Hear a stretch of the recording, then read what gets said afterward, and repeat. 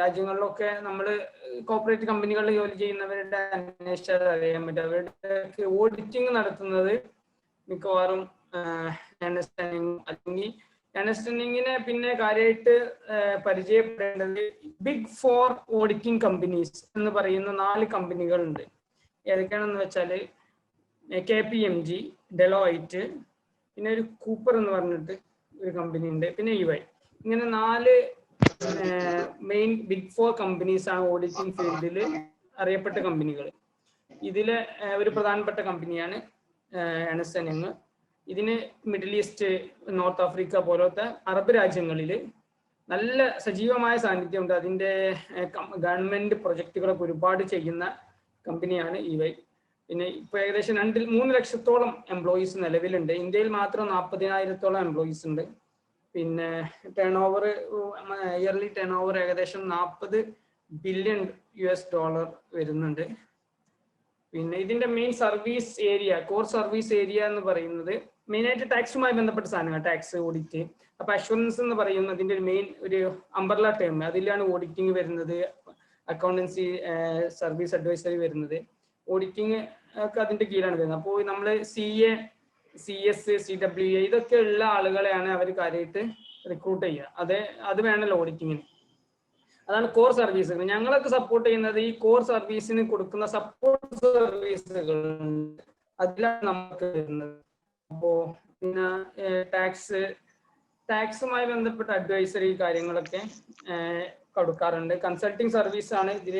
ഇപ്പോൾ ഒരുപക്ഷെ EYയുടെ ഒരു മൊത്തം ടേൺ ഓവർ നോക്കുകയാണെങ്കിൽ ഓഡിറ്റിങ്ങിനേക്കാൾ ഇപ്പോൾ കൺസൾട്ടിങ് സർവീസ് എന്നാണ് കിട്ടുന്നത്. അഥവാ ഈ അഡ്വൈസറി സർവീസിന് ഈ ഗവൺമെന്റ് സ്ഥാപനങ്ങൾക്ക് പുതിയ ഇപ്പോൾ PPP project, public private partnership പ്രൊജക്റ്റുകളൊക്കെ സൗദിയിലും UAEയിലൊക്കെ ഒരുപാട് വരുന്നുണ്ട്.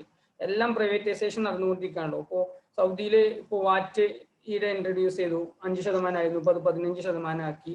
ഇതിന്റെയൊക്കെ ഒരു മെയിൻസ് അഡ്വൈസറി സർവീസ് ഒക്കെ ഇപ്പോൾ കൊടുത്തു തുടങ്ങുന്നത് EY ആണ്. അപ്പോൾ അതുപോലെ ഗവൺമെന്റിൽ ഒരുപാട് പ്രൊജക്റ്റില് അവിടുത്തെ ഫിലിം ഇൻഡസ്ട്രി, പുതിയതായിട്ട് തുടങ്ങുന്ന ഫിലിം ഇൻഡസ്ട്രി, പിന്നെ റോഡ്, ഇതിനൊക്കെ PPP പബ്ലിക് പ്രൈവറ്റ് പാർട്ട്ണർഷിപ്പിലുള്ള ഫിനാൻസിങ് ഐഡിയോളജി, അതിന്റെ ഒരു സ്ട്രാറ്റജി ഒക്കെ കൺസൾട്ടിങ് സർവീസ് ആയിട്ട് നൽകുന്നത് നമ്മളെ EY എന്നുള്ള കമ്പനി. അഥവാ നന്നായിട്ട് വർക്ക് നടക്കുന്നുണ്ട് ഇപ്പോൾ EYയിൽ. അപ്പൊ അതുകൊണ്ട് തന്നെ ഇപ്പോൾ ഈ കോവിഡ് പ്രശ്നങ്ങളോ ഒന്നും ഇതിനെ ബാധിച്ചിട്ടില്ല. നിങ്ങൾക്കറിയാലോ, ഇപ്പോൾ ഒരു കമ്പനി ലാഭത്തിലായാലും നഷ്ടത്തിലായാലും അതിന് ഇയർലി ഓഡിറ്റിംഗ് നടത്തുന്ന നിർബന്ധമാണ്. അപ്പൊ അതുകൊണ്ട് തന്നെ EY പോലത്തെ കമ്പനികൾക്ക് ഒരിക്കലും പെട്ടെന്നൊന്നും ഈ ഫൈനാൻഷ്യൽ ഈ സ്ലോ ഡൗൺ ഒന്നും ബാധിക്കാറില്ല. കാരണം അവരിപ്പോ കഷ്ടത്തിലാണെങ്കിലും ലോസിലാണ് പോകുന്നതെങ്കിൽ പോലും അവർക്ക് ഓഡിറ്റിംഗ് ഇയർലി കൊടുക്കണം. അപ്പോൾ ഇതിൽ നമ്മളെ മെയിൻ സർവീസുകളായിരുന്നു assurance, tax, consulting and strategy.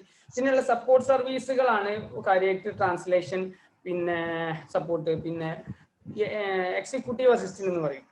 പിന്നെ അഥവാ ഈ കമ്പനിയിൽ തന്നെയുള്ള നല്ല ഹൈ പൊസിഷനിൽ ഇരിക്കുന്ന ആളുകളുടെ അവരുടെ ഒരു പേഴ്സണൽ അസിസ്റ്റന്റ് PA ആയിട്ട് വർക്ക് ചെയ്യുന്ന ആളുകളുണ്ട്. അവരൊക്കെ കമ്പനി തന്നെ വേറെ കമ്പനിയുടെ സംവിധാനത്തിന്റെ ഉള്ളിൽ തന്നെ ഉള്ള ആളുകളാണ്. അവരുടെ കലണ്ടർ ചാർട്ട് ചെയ്യുക, അവരുടെ ടൈമിങ് ഷെഡ്യൂൾ ചെയ്ത് വെക്കുക, അവർക്ക് വേണ്ട മെയിൽ ഡ്രാഫ്റ്റ് ചെയ്യുക, എല്ലാ സാധനങ്ങളും ചെയ്യുന്നത് EY തന്നെ ഉള്ളിലുള്ള ആളുകളാണ്. അപ്പോൾ നമുക്ക് ഒരു സ്പെഷ്യലൈസേഷൻ, അതൊരു പ്രൊഫഷണൽ സർട്ടിഫിക്കറ്റ് ഇല്ലാത്ത ആളുകൾക്ക് പോലും EYയിൽ ജോലിക്കുള്ള സാധ്യതകളുണ്ട്. അഥവാ നമുക്കിപ്പോൾ ഈ കൊമേഴ്സിൽ നല്ലൊരു ബിരുദമില്ല എന്നില്ല, നമുക്ക് വേറെ ഏതെങ്കിലും ഫീൽഡിലാണ്, നമുക്ക് എഞ്ചിനീയറിംഗിലാണുള്ളത്, അല്ലെങ്കിൽ നമുക്ക് ജസ്റ്റ് BA അറബിക് ആണ്, BA ഇംഗ്ലീഷ് ആണ് എങ്കിൽ പോലും നമുക്ക് ഏൺസ്റ്റ് & യങ്ങിന്റെ ഒരു ഭാഗമായിട്ട് വർക്ക് ചെയ്യാൻ പറ്റും. നമ്മളൊക്കെ ആ ഒരു കെയർ ഓഫിലാണ് അതിൽ കയറി വരുന്നത്. അഥവാ ഇപ്പൊ എക്സിക്യൂട്ടീവ് അസിസ്റ്റന്റ് എന്ന് പറഞ്ഞാൽ അതിലുള്ള പ്രൊഫൈലുള്ള ആളുകളുടെ പേഴ്സണൽ കാര്യങ്ങളൊക്കെ, പേഴ്സണൽ എന്ന് പറഞ്ഞാൽ കമ്പനിയുമായി ബന്ധപ്പെട്ടുള്ള അവരുടെ ഫ്ലൈറ്റ് ബുക്കിംഗ്, അവരുമായിട്ടുള്ള മീറ്റിങ്ങുകൾ ഷെഡ്യൂൾ ചെയ്യുക, അങ്ങനത്തെ കാര്യങ്ങളൊക്കെ ചെയ്യുന്നത് ഈ സപ്പോർട്ട് സർവീസിൽ പെട്ട ആളുകളാണ്. അപ്പോൾ ആ ഒരു ടീമിന്റെ ഭാഗമാണ് ഞങ്ങൾ. പിന്നെ അതുപോലെ ഓഡിറ്റിങ്ങിന്റെ ആളുകൾക്ക് ഇപ്പോൾ നമ്മൾ കാര്യമായിട്ട് സപ്പോർട്ട് ചെയ്യുന്നത് സൗദി, UAE, മൊത്തത്തിൽ middle east area, Saudi, UAE, Qatar, Oman, പിന്നെ കുവൈറ്റ് ഇവിടെ നിന്നൊക്കെയുള്ള വർക്കുകളാണ് നമുക്ക് കാര്യമായിട്ട് വരാറ്. കാരണം അവിടെയുള്ള ഓഡിറ്റിംഗ്, ഇപ്പോൾ സൗദിയിൽ നമുക്ക് 3 മെയിൻ ഓഫീസുകളുണ്ട്. ഒന്ന് റിയാദ് ഉണ്ട്, ജിദ്ദയിലുണ്ട്, അൽഖോബാർ എന്ന് പറഞ്ഞ സ്ഥലത്തുണ്ട്. അപ്പൊ ഇവിടെയൊക്കെയുള്ള അവിടെയുള്ള ഒരുപാട് കമ്പനികൾക്ക് ഇവരാണ് സപ്പോർട്ട് ചെയ്യുന്നത്.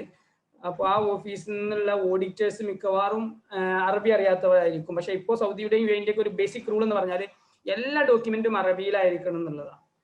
അപ്പോൾ പക്ഷെ ഇന്റർനാഷണൽ ലെവലിലെ ട്രാൻസാക്ഷനുകൾ ഒന്നും അറബിക്കിലായിരിക്കില്ലല്ലോ. അപ്പോൾ അവർക്ക് വരുന്ന എന്ത് ഡോക്യുമെന്റ് ഉണ്ടെങ്കിലും അത് അറബിക്കിലാക്കി കൊടുക്കണം. അതിന് നിലവിൽ അവിടെ അവരുടെ ഓഫീസിൽ നിലവിൽ ട്രാൻസ്ലേറ്റേഴ്സ് ഉണ്ടാവും. അതിന് പുറമെ നമ്മൾ എന്ത് ചെയ്യും, അവർക്ക് എക്സസ് വരുന്ന ഒരുപാട് വർക്ക് ഉണ്ടാവും, കാരണം അവരെ കൊണ്ട് താങ്ങാൻ കഴിയാത്ത.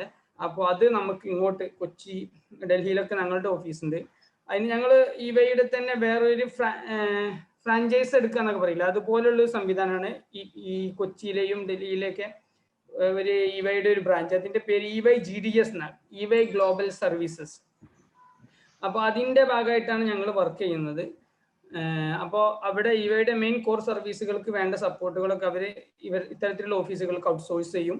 നമ്മൾ ഇവിടുന്ന് ചെയ്തിട്ട് അവർക്ക് അയച്ചു കൊടുക്കും. പിന്നെ അവിടെ തന്നെയുള്ള ട്രാൻസ്ലേറ്റേഴ്സിന് അവർക്ക് വേണ്ട അത്ര റിസോഴ്സ് ഇല്ലാതെ വരുമ്പോൾ നമ്മളെന്ന ടീമിൽ നിന്ന് അവരെന്ത് ചെയ്യും, അവരെ ടീമാക്കി മാറ്റും, ടീമിന്റെ ഭാഗമാക്കി മാറ്റും. അപ്പൊ നമ്മളെ ഇൻ റെക്കോർഡ് നമ്മൾ കൊച്ചി ഓഫീസിലാണെങ്കിലും അല്ലെങ്കിൽ ഗുർഗാവ് ഡൽഹി ഓഫീസിലാണെങ്കിലും നമ്മൾ സപ്പോർട്ട് ചെയ്യുന്നത് നമ്മൾ ഈ റിയാദ് ടീമിലൊക്കെ ആയിരിക്കും. അപ്പോൾ സ്വാഭാവികമായിട്ടും നമുക്ക് എന്ത് സെക്കൻഡ്മെന്റ് എന്നുള്ള ഒരു പരിപാടി ഉണ്ട്. ഇപ്പോൾ ഓഡിറ്റേഴ്സിനൊക്കെ എപ്പോഴും ഉണ്ടാവാറുണ്ട്. അഥവാ അവര് ഇപ്പോൾ ഓഡിറ്റേഴ്സ് സൗദിയിലുള്ള ഓഡിറ്റിംഗ് ഓഫീസിനെ സപ്പോർട്ട് ചെയ്യുന്ന കൊച്ചിയിലെ ഓഫീസിലുള്ള ആളുകൾ ഉണ്ടാവാറുണ്ട്. അവർ എന്ത് ചെയ്യും, ഇടയ്ക്കിടയ്ക്ക് സൗദിയിൽ പോകേണ്ടി വരും. കാരണം അവരുടെ ഓഫീസ് അതിന്റെ ഓഡിറ്റ് ചെയ്യുന്ന ക്ലയന്റ് ഉണ്ടാവുമല്ലോ, ആ ക്ലയന്റിന് വേണ്ട അവരുടെ ഓഫീസിൽ പോയിട്ട് വേണ്ട ഓഡിറ്റിങ്ങും കാര്യങ്ങളൊക്കെ ചെയ്യാൻ. അപ്പൊ അതുപോലെ ഈ ട്രാൻസ്ലേഷൻ ടീമിൽ നിന്ന് ആളുകളും പോവാറുണ്ട് സൗദിയിലേക്ക്. അപ്പോൾ നമ്മൾ ഏതെങ്കിലും ഒരു ടീമിന്റെ ഒരു എക്സ്ക്ലൂസീവ് അല്ലെങ്കിൽ നമ്മൾ ഡെഡിക്കേറ്റഡ് റിസോഴ്സായി മാറുമ്പോൾ നമുക്ക് അങ്ങനെ ചാൻസ് കിട്ടാൻ നമ്മൾ ടീമിൽ നിന്ന് തന്നെ 2 പേര് ഇപ്പോൾ നിലവിൽ പോയിട്ടുണ്ട്. ഇപ്പോൾ എല്ലാ വർഷവും പോകുന്ന ഒരു പരുവത്തിലേക്ക് എത്തിയിട്ടുണ്ട്. കാരണം ഭയങ്കര ഡിമാൻഡാണ് സൗദിയിൽ നിന്ന് കാര്യമായിട്ട്. സൗദിയിലെ കാരണം എല്ലാ ഡോക്യുമെന്റും അറബിക്കിൽ തന്നെ വേണമെന്നുള്ളത് കൊണ്ട്, അവിടെ അറബിക് റിസോഴ്സുകൾ കുറവായതുകൊണ്ട് നമുക്ക് നല്ല വർക്കുകൾ വരാറുണ്ട്. അപ്പോൾ എത്തരത്തിലുള്ള വർക്കുകളാണ് വരുന്നത് എന്നുള്ളതിനെ കുറിച്ചൊക്കെ ഞാൻ പറയാം.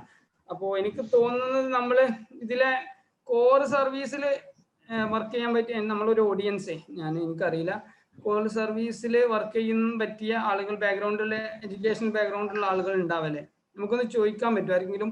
അഥവാ എക്കണോമിക്സ് അല്ലെങ്കിൽ കൊമേഴ്സിൽ BCom MCom ഒക്കെ കഴിഞ്ഞവരുണ്ടോ? ചുമ്മാ ഒന്ന് അറിയാനാണ് നമ്മളെ ഓഡിയൻസിൽ. അല്ലെങ്കിൽ CA ചെയ്തുകൊണ്ടിരിക്കുന്നവര് എന്തെങ്കിലും ഒന്ന് മൈക്ക് ഓൺ ആക്കിയാണ്ട് പറയണേ.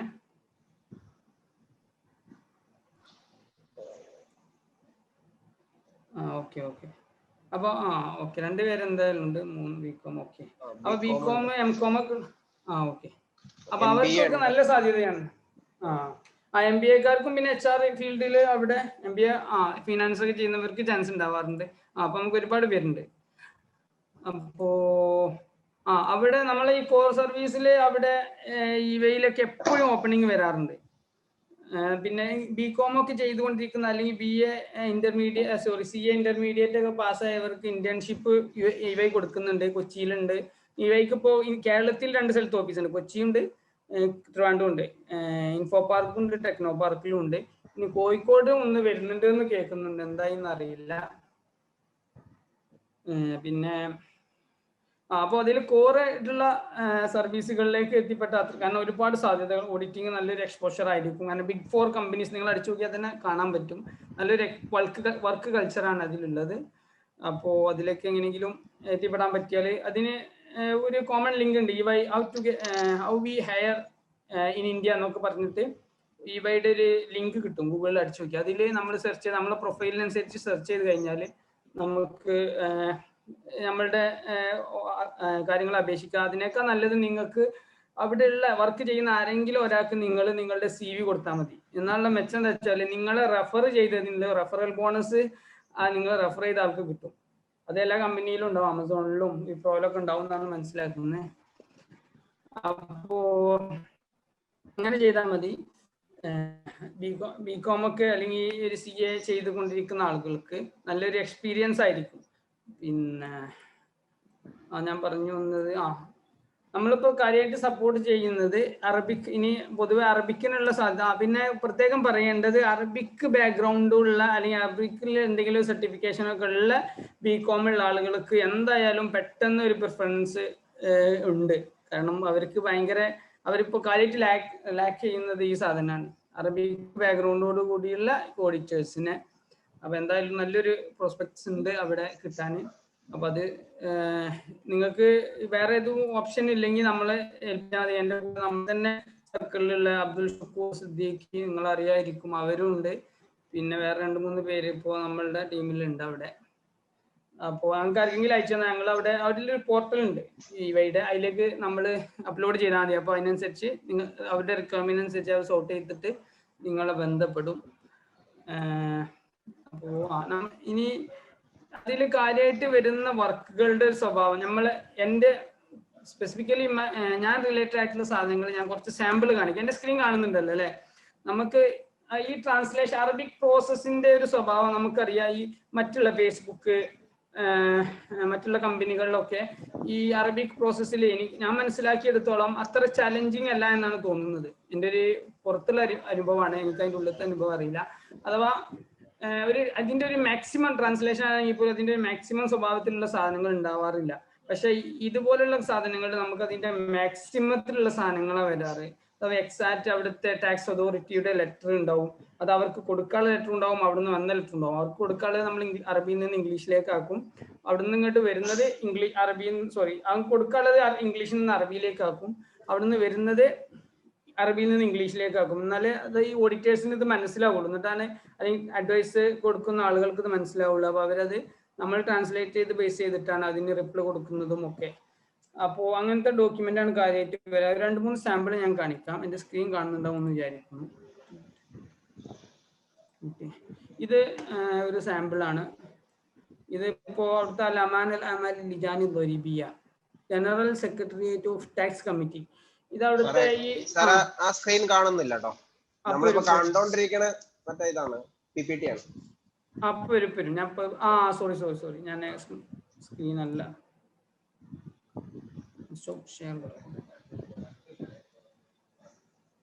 ഒന്നുകൂടി ഷെയർ ചെയ്യുന്നുണ്ട്. സ്ക്രീൻ ഷെയർ ചെയ്താൽ മതിയാവും അല്ലേ? അപ്പൊ പിന്നെ എല്ലാം ഓക്കെ. അപ്പൊ കാണുമായിരിക്കുവേ.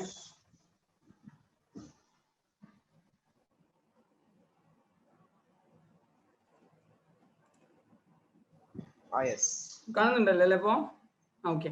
ഇത് അമാൻ ലിജാൻ ദൊരീബിയയുടെ അവർക്ക് സബ്മിറ്റ് ചെയ്യേണ്ട ഒരു അപ്പീൽ ലെറ്റർ ആണിത്. ഇത് അവിടുത്തെ ഒരു സൗദിയുടെ ഒരു ടാക്സ് പ്രോസസ്സിംഗ് എന്ന് പറഞ്ഞാൽ നമുക്ക് എല്ലാ കമ്പനികൾക്കും ക്വാർട്ടർലി അല്ലെങ്കിൽ മന്ത്ലി ഒക്കെ ടാക്സ് റിട്ടേൺ സബ്മിറ്റ് ചെയ്യണം. അപ്പോൾ അവർ സബ്മിറ്റ് ചെയ്ത ടാക്സ് അല്ലെങ്കിൽ അവർ സബ്മിറ്റ് ചെയ്ത ടാക്സ് റിട്ടേണിന്റെ ബേസിൽ ഇവർക്ക് ടാക്സ് ചുമത്താറുണ്ട്. അപ്പോൾ ആ ചുമത്തിയ ടാക്സ് അസസ്മെന്റ് ലെറ്റർ എന്ന് പറയും. ആ അസസ്മെന്റ് ലെറ്ററിൽ വരുന്ന ക്ലെയിം അവരുടെ മേൽ ചുമത്തപ്പെട്ടിട്ടുള്ള ടാക്സ് ചിലപ്പോൾ ഇവരുടെ ആക്ച്വൽ ടാക്സിനേക്കാൾ കൂടുതലൊക്കെ ആകുമ്പോൾ ഇവർക്ക് അപ്പീൽ പോവാം. ഈ അപ്പീല് ആദ്യം ഈ ഗാസ്റ്റ് എന്ന് പറയുന്നത് general authority of zakat and tax, അവരുടെ തന്നെ ഇന്റേണൽ ഒരു മെക്കാനിസം ഉണ്ട്. അതിൽ എന്ത് ചെയ്യും, ഇവർ അപ്പീൽ കൊടുക്കും. ആ അപ്പീല് കൊടുത്തിട്ട് അതും റിജക്റ്റ് ആയാൽ പിന്നെ കൊടുക്കുന്ന അപ്പീലാണ് ഇത് അമാൻ ലിജാൻ ദൊരീബിയ എന്നുള്ളത്, general secretariat of tax committee. അവിടെ കൊടുക്കുന്നത് 2ാമത്തെ ലെവൽ ഓഫ് അപ്പീലാണ്. അപ്പൊ അതിലിപ്പോ ഇത് ലിങ്കൺ കോളേജ് ഇന്റർനാഷണൽ LLC, ആ കമ്പനിയുടെ ഇവയുടെ ഒരു ക്ലയന്റ് ആണ് ഈ സാധനം. ഇത് കോൺഫിഡൻഷ്യൽ സാധനമാണ്. അപ്പോ ഇവയുടെ ഒരു ക്ലയന്റ് ആണിത്. അപ്പോൾ ഇതുപോലെയുള്ള നമുക്ക് ഒരുപാട് കമ്പനി, ഇപ്പൊ ഹുണ്ടായി, സൗദിയിലുള്ള ഒരുപാട് കമ്പനികളോ പിന്നെ നമ്മളെ ഇവിടുത്തെ ഊബർ പോലത്തെ സാധനങ്ങളുണ്ട് അവിടെ, ഊബർ ഈറ്റ്സ്, ഇതൊക്കെ ഇവയുടെ ക്ലയന്റ് ആണ് അവിടുത്തെ സൗദിയിലെ. അപ്പൊ അവരുടെ ഒക്കെ അപ്പീൽ നമ്മൾ ചെയ്യാറുണ്ട്. അപ്പൊ ഇത് അതിനുള്ള അപ്പീല, ഇവർ 2ാമത്തെ അപ്പീൽ കൊടുക്കുകയാണ്.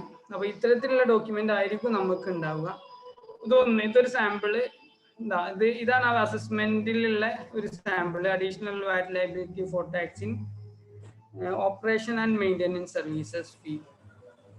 അപ്പോ ഇങ്ങനത്തെ സാധനങ്ങളായിരിക്കും. പിന്നെ കുറെ സാധനങ്ങൾ ട്രാൻസ്ലേഷന്റെ സ്വഭാവം എന്ന് പറഞ്ഞാൽ നമുക്ക് കുറെ സാധനങ്ങൾ അവിടുത്തെ ടാക്സ് റെഗുലേഷൻസ് ഒക്കെ ഉണ്ടാവുമല്ലോ, അതിൽ നിന്ന് വലിച്ചെടുക്കണം. അപ്പൊ ഇത് article 79(3) of the regulation, tax implementing റെഗുലേഷൻസിന്റെ ഒരു ക്ലോസ് ആണിത്. അപ്പൊ ഇതൊക്കെ നമുക്ക് ഇതിന്റെ അറബി നമ്മുടെ അടുത്തുള്ളതുകൊണ്ട് ഇതൊന്നും നമുക്ക് കുറെ ട്രാൻസ്ലേറ്റ് ചെയ്യാൻ തന്നെ പറ്റും.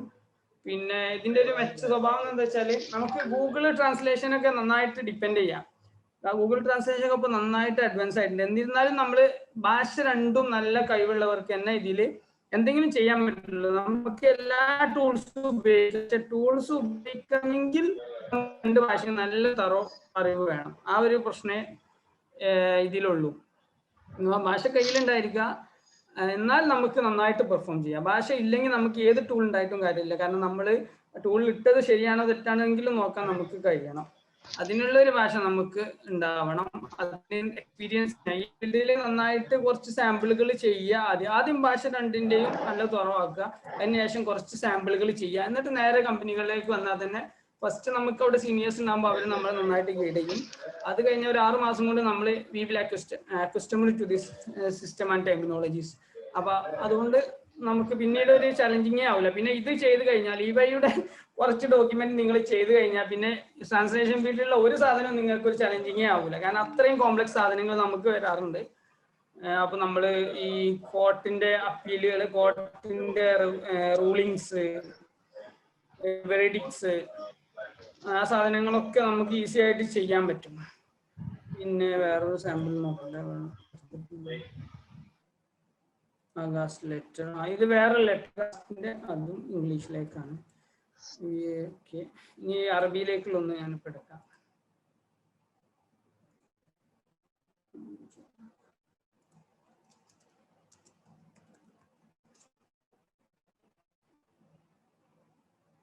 പിന്നെ ഇത് EY-യുടെ ഒരു എല്ലാ കമ്പനികളും ഇന്റർ കണക്റ്റഡ് ആണ്. EY-യുടെ ഏത് ഓഫീസിൽ നിന്നും നമുക്ക് മെയിൽ വരാം. നമുക്ക് ജർമ്മനിയിൽ നിന്ന് വരാറുണ്ട്, US നിന്ന് വരാറുണ്ട്, UK നിന്ന് വരാറുണ്ട്. അപ്പോൾ നമുക്ക് ഒരുപാട് കണക്ഷനുകൾ ഉണ്ടാക്കാം. ഒരു പക്ഷേ നമ്മളൊരു ഇന്റർപേഴ്സണൽ സ്കില്ല് നന്നായിട്ട് വർക്ക് ചെയ്യുകയാണെങ്കിൽ ഒരു പക്ഷേ ലക്കടിക്കുകയാണെങ്കിൽ നമുക്ക് നേരെ മിഡിൽ ഈസ്റ്റിലുള്ള ആളുകളിലേക്കൊക്കെ എത്താൻ പറ്റും. അപ്പോൾ അതിനൊക്കെ ഉള്ള സാധ്യതകളുണ്ട്. നമ്മൾ നന്നായിട്ടൊന്ന് ശ്രദ്ധിക്കുക. നമ്മളെ ഇന്ത്യൻ ഓഫീസുകളിൽ നിന്ന് ഒരുപാട് പേര് അങ്ങനെ സൗദി കമ്പനികളിലേക്കൊക്കെ പോയിട്ടുണ്ട്. വേറൊരു സാമ്പിൾ ഇവിടെ ഉണ്ട്. ഇതുപോലെ നമ്മളൊരു റൂളിംഗ്, ഇതാ ഞാൻ പറഞ്ഞ റൂളിംഗ് റിക്വസ്റ്റ് എന്ന് പറയും, general authority of zakat and tax. നമ്മൾ ഈ ടാക്സുമായി ബന്ധപ്പെട്ട് എന്തെങ്കിലും ഒരു ഡൗട്ട് ഉണ്ടെങ്കിൽ നമ്മൾ അവർക്ക് എഴുതും. അപ്പോൾ അവര് എഴുതിക്കാണ്ട് അതിന് റിപ്ലൈ തരും നമുക്ക്. ഇതാണ് നിങ്ങളുടെ വിഷയത്തിലുള്ള നമ്മളുടെ സ്റ്റാൻഡ് എന്ന് പറഞ്ഞിട്ട് അങ്ങനെ വന്ന ലെറ്ററാണ്. അപ്പൊ ഇതിന്റെ ഒരു അറബി, ഇതിന്റെ ഒരു പ്രോസസ്, ഇതിന്റെ ഇംഗ്ലീഷ് അവർ നമുക്ക് അയച്ചു തന്നു. EY ടീം നമ്മളത് അറബിയിലേക്ക് ആക്കി കൊടുത്തു. എന്നിട്ട് അവരെന്ത് ചെയ്തു, ഗാസ്റ്റിന് അയച്ചു കൊടുത്തു. എന്നിട്ട് ഗാസ്റ്റ് അവർക്ക് അറബിയുടെ ബേസിൽ ഒരു തീരുമാനം കണ്ട് തിരിച്ചയച്ചു. അതാണ് ഇപ്പൊ ഈ സാധനം. ഇത് നമ്മളിനി ആ ഇംഗ്ലീഷിലാക്കി കൊടുക്കണം. അപ്പൊ അത് എന്നാലേ അവർക്ക് മനസ്സിലാവുള്ളൂ, ഓഡിറ്റേഴ്സിന്. അപ്പൊ അതാണ് ഇതിന്റെ നമ്മളുടെ റോൾ എന്ന് പറയുന്നത്, ട്രാൻസ്ലേറ്റേഴ്സിന്റെ. പിന്നെ ഒരു വേറെ എന്താന്ന് വെച്ചാല് നമ്മൾ ചെയ്യുന്ന ഒരു പ്രപ്പോസൽസ്. ഇത് അവിടുത്തെ ministry of culture film academy initiative proposal, ഇത് നമ്മൾ ചെയ്തതായിരുന്നു. അതിന്റെ ഇംഗ്ലീഷാണ് നമ്മൾ ചെയ്ത പ്രപ്പോസൽ.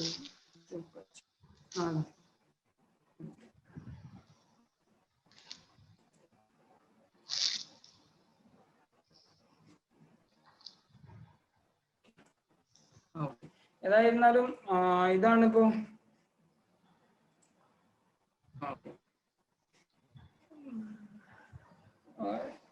നമ്മളെ മിനിസ്ട്രിയിലുള്ള ടെൻഡറുകൾ വിളിക്കുമല്ലോ. അപ്പൊ അതിനൊക്കെ പ്രപ്പോസൽ കൊടുക്കുമ്പോൾ സൗദിയിലും UAE-യിലും ഒക്കെ അതോറിറ്റികൾക്ക് ഈ അറബിയിൽ തന്നെ പ്രപ്പോസൽ പോകണം, ഇംഗ്ലീഷിൽ മതിയാവില്ല. അപ്പൊ അത് അവിടെയാണ് നമ്മളുടെ ഒരു സ്കോപ്പ് വരുന്നത്. എക്സ്പാൻഡ് ചെയ്ത് വരുന്നുണ്ട്. പിന്നെ അവർക്കുള്ള ഓരോ ടീമിലും അറബി ബേസുള്ള ആളുകളെ കിട്ടിയാൽ അവരെന്തായാലും എടുക്കും. അതാണ് അവിടുത്തെ ഒരു സാധ്യത എന്ന് പറയുന്നത്. പിന്നെ ഇനി അതിനെ കുറിച്ച് പറയാനുള്ളത്, EY കുറിച്ച് അവിടുത്തെ ഒരു വർക്ക് കൾച്ചറാണ്. അതെല്ലാം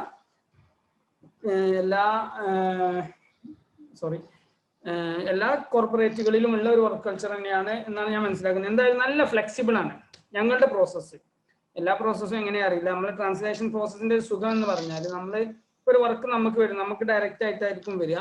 നമ്മളത് നമ്മളുടെ ഒരു ബേസ് വെച്ചിട്ട് നമ്മൾ അതിന് കോട്ട് കൊടുക്കുന്നു. നമ്മൾ പെർ ഡേ ഒരു 1000-1200 വേർഡൊക്കെ പ്രോസസ്സ് ചെയ്താൽ മതി, ട്രാൻസ്ലേറ്റ് ചെയ്താൽ മതി.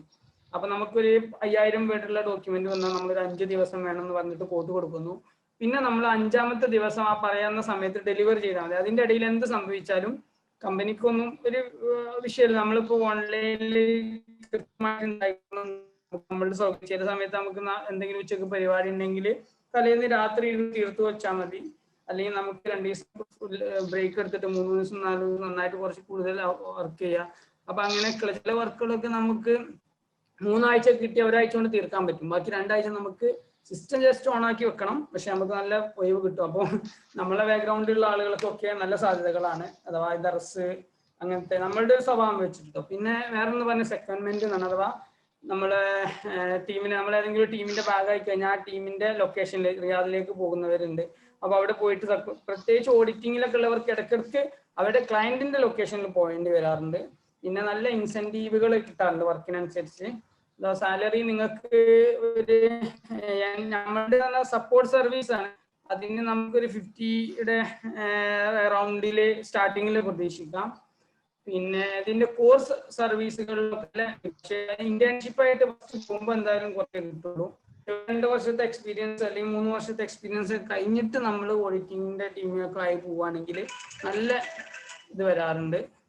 പിന്നെ വേറെന്താണ്, പിന്നെ കമ്പനിയുടെ ഇയർലി നല്ല ഒരു ഔട്ടിങ് കൊണ്ടുപോകും കമ്പനി. പിന്നെ നല്ല പെർഫോമൻസ്, നല്ല ഇൻസെന്റീവ് തരും. അങ്ങനെയുള്ള ഒരുപാട്. പിന്നെ ആനുവൽ ഇൻക്രിമെന്റ്, ആനുവൽ ബോണസ് ഒക്കെ നല്ലൊരു എമൗണ്ട് തന്നെ ഉണ്ടാവാറുണ്ട്. ഇതൊക്കെ ആണ് ഇപ്പൊ ഈ കമ്പനിയെ കുറിച്ച് കാര്യമായിട്ട്. അപ്പൊ ഇതിന് ഇതിന്റെ ഒരു എങ്ങനെ എത്തിപ്പെടാന്നുള്ള ഏറ്റവും ത്രൂ കണക്ഷൻസ് തന്നെ. എപ്പോഴും ഇവയുടെ ഓപ്പണിങ്ങുകൾ നമുക്ക് മെയിൽ വന്നുകൊണ്ടിരിക്കും, ഇവന്റെ ഉള്ളിലുള്ള ആളുകൾക്ക് നമ്മളോട് റെഫർ ചെയ്യാൻ പറഞ്ഞിട്ട്. അപ്പൊ നമുക്ക് ആ ഒരു ക്വാളിഫിക്കേഷൻ പ്രൊഫൈൽ മാച്ച് ചെയ്യുന്ന ക്വാളിഫിക്കേഷനുള്ള ആളുകൾക്ക് നമുക്ക് അവരുടെ CV ഷെയർ ചെയ്താൽ നമുക്കും ഒരു റെഫറൽ ബോണസ് കിട്ടും. അതുപോലെ നമ്മളുടെ ആളുകൾക്ക് അത് ജോലിയും കിട്ടും അതുവഴി. പിന്നെ അതുപോലെ ഈ ഒരു ലിങ്ക് വഴിയും നമുക്ക് അതിൽ കയറാം, നമ്മളെ രജിസ്റ്റർ ചെയ്യാം. അതിനേക്കാൾ നല്ലത് നിങ്ങൾ ഏതെങ്കിലും ഗൂഗിൾ വഴിയോ അല്ലെങ്കിൽ ഫേസ്ബുക്ക് വഴിയോ ഒക്കെ ഒന്ന് സെർച്ച് ചെയ്തിട്ട് ഒരാളുമായിട്ട് കണക്ഷൻ ഉണ്ടാക്കുന്നതല്ല. അത് UID മാത്രമല്ല, KPMG, ഡെലോയിറ്റ്, കൂപ്പർ, ഇതിലൊക്കെ ആളുകളുമായിട്ട് ഗൂഗിളിൽ തപ്പി ഇഷ്ടം പോലെ കിട്ടും. കാരണം ഇതിനൊക്കെ എല്ലായിടത്തും, ലോകത്തെ എല്ലായിടത്തും ഓഫീസ് ഉള്ളതാണ്. അവരുടെ കണക്ഷനുമായിട്ട് അവർക്ക് നമ്മളുടെ CV അയച്ചു കൊടുക്കുന്നതായിരിക്കും ബുദ്ധി. കാരണം അവരും അത് നന്നായിട്ട് ഫോളോ അപ്പ് ചെയ്യും. കാരണം അവർക്കും ഒരു ഇൻസെന്റീവിനുള്ള ഒരു ഓപ്ഷനാണ്, റെഫറൽ ബോണസിനൊക്കെ ഉള്ള ഒരു ഓപ്ഷനാണ്. അപ്പോ അത് അങ്ങനെ ആയിരിക്കും. അല്ലെങ്കിൽ പിന്നെ ഈ ഒരു ലിങ്കിൽ കയറിയിട്ട് നോക്കിയാൽ മതി. ഇന്ത്യയുടെ വേൾഡ് ഗ്ലോബൽ സാധനം അങ്ങനെ കിട്ടും. ഇതാണ് ഇപ്പോ ഇവയെ കുറിച്ച് എനിക്കിപ്പോ നിങ്ങളുമായിട്ട് ഷെയർ ചെയ്യാനുള്ളത്. ഇനി എന്തെങ്കിലും ആവശ്യമുള്ളത് ഇൻഷാ അല്ലാഹ് ക്വസ്റ്റ്യൻ ആൻഡ് ആൻസർ സെഷനിൽ നമുക്ക് സംസാരിക്കാം അല്ലേ? നെക്സ്റ്റ് ആയിട്ട് നമുക്ക് ആമസോണിൽ വർക്ക് ചെയ്യുന്ന പ്രിയപ്പെട്ട മൊഹ്സിൻ അസ്ഹരി, അദ്ദേഹത്തെ ആദരപൂർവ്വം ക്ഷണിക്കുന്നു. അസ്സലാമു അലൈക്കും. കേൾക്കുന്നുണ്ടോ? കേൾക്കുന്നുണ്ട്. ഓക്കെ. ബിസ്മില്ലാഹിർ റഹ്മാനിർ റഹീം. അൽഹംദുലില്ലാഹി വസ്സലാത്തു വസ്സലാമു അലാ റസൂലില്ലാഹി വഅലാ ആലിഹി വസ്ഹബിഹി അൽ ഫായിസീന ബിറല്ലാഹി അമ്മാ ബഅദ്. പ്രിയപ്പെട്ട സുഹൃത്തുക്കളെ,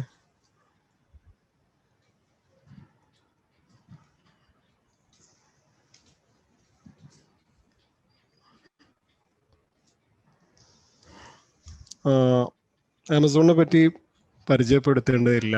അതിൻ്റെ ഇൻട്രൊഡക്ഷൻ ചെയ്യേണ്ടതില്ല എന്ന് തോന്നുന്നു പലർക്കും. പക്ഷേ നമ്മുടെ ഈ വിഷയ സംബന്ധിയായി അല്പം സംസാരിക്കാം. ലോകത്ത് ഏറ്റവും അധികം കസ്റ്റമർ സെൻട്രിക് കമ്പനി എന്ന് വിളിക്കാവുന്ന ഒരു കമ്പനിയാണ് ആമസോൺ. 1995 തുടങ്ങി ഇന്ന് ലോകത്തിൽ 200 രാജ്യങ്ങളിലേറെ വ്യാപിച്ചു കിടക്കുന്ന ഒരു കമ്പനിയാണ് ആമസോൺ. എൻ്റെ സ്ക്രീൻ ഷെയർ ചെയ്യാം.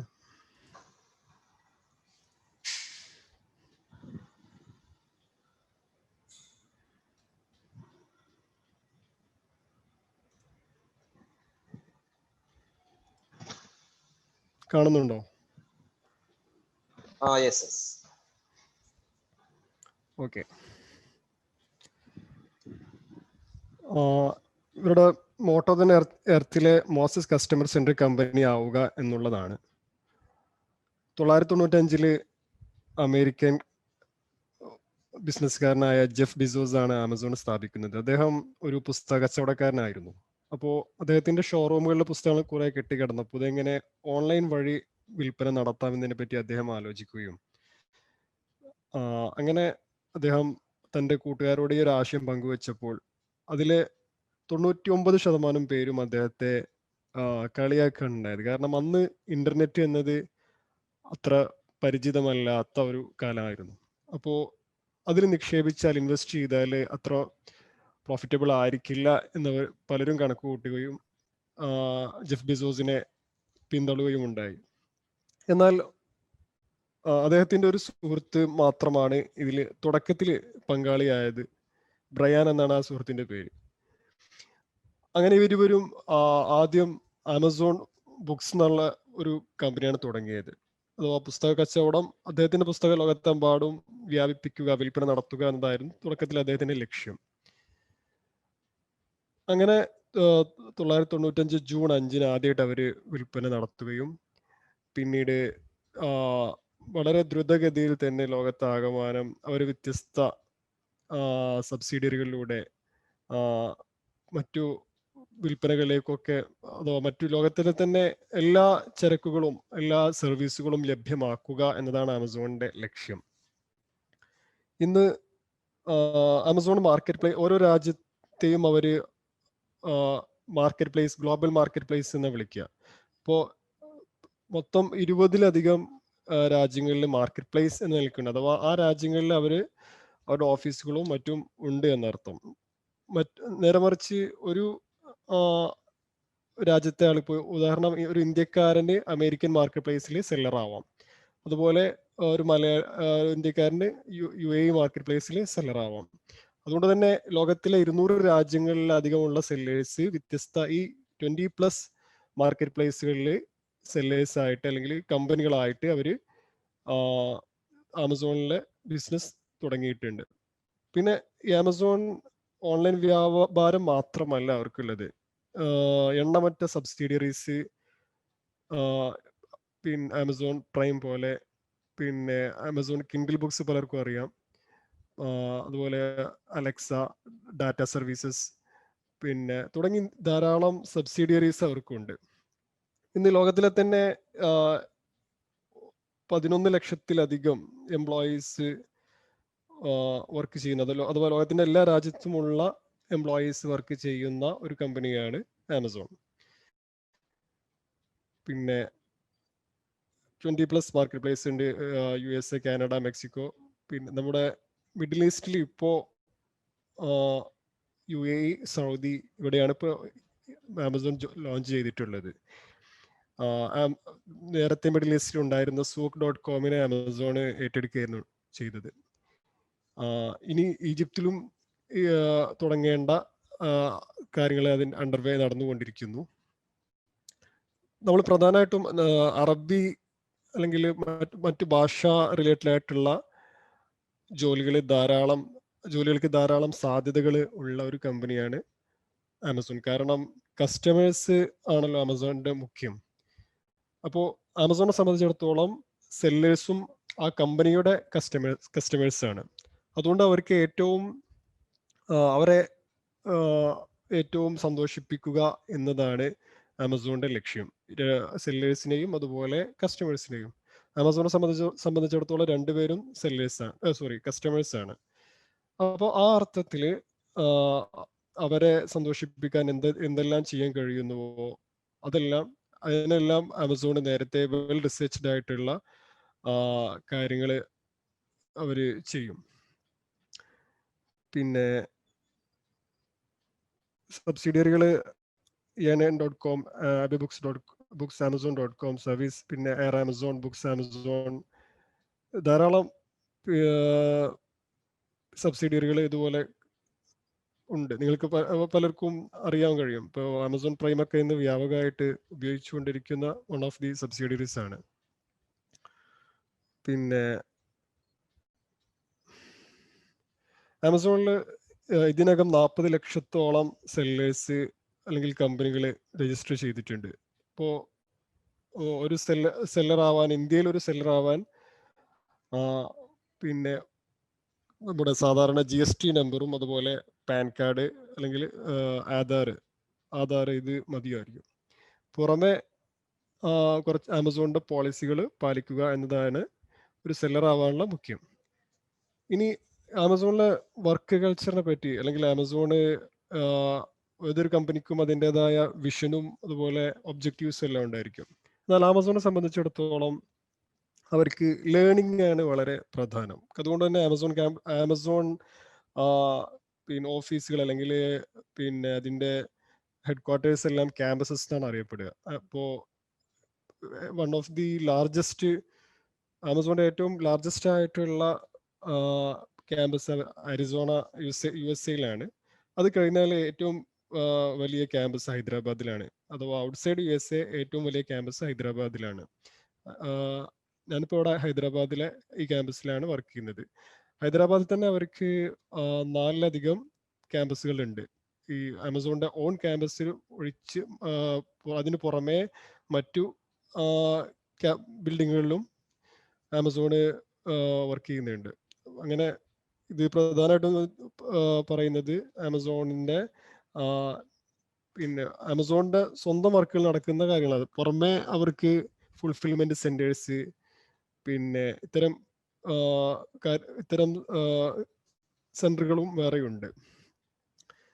നേരത്തെ സൂചിപ്പിച്ചതുപോലെ ആമസോണിന്റെ അത് പിന്നെ policy, Amazon vision and mission എന്ന് ഞാൻ നേരത്തെ പറഞ്ഞല്ലോ, അത് ഇവര് ലീഡർഷിപ്പ് പ്രിൻസിപ്പിൾസ് എന്നാണ് വിളിക്കുന്നത്.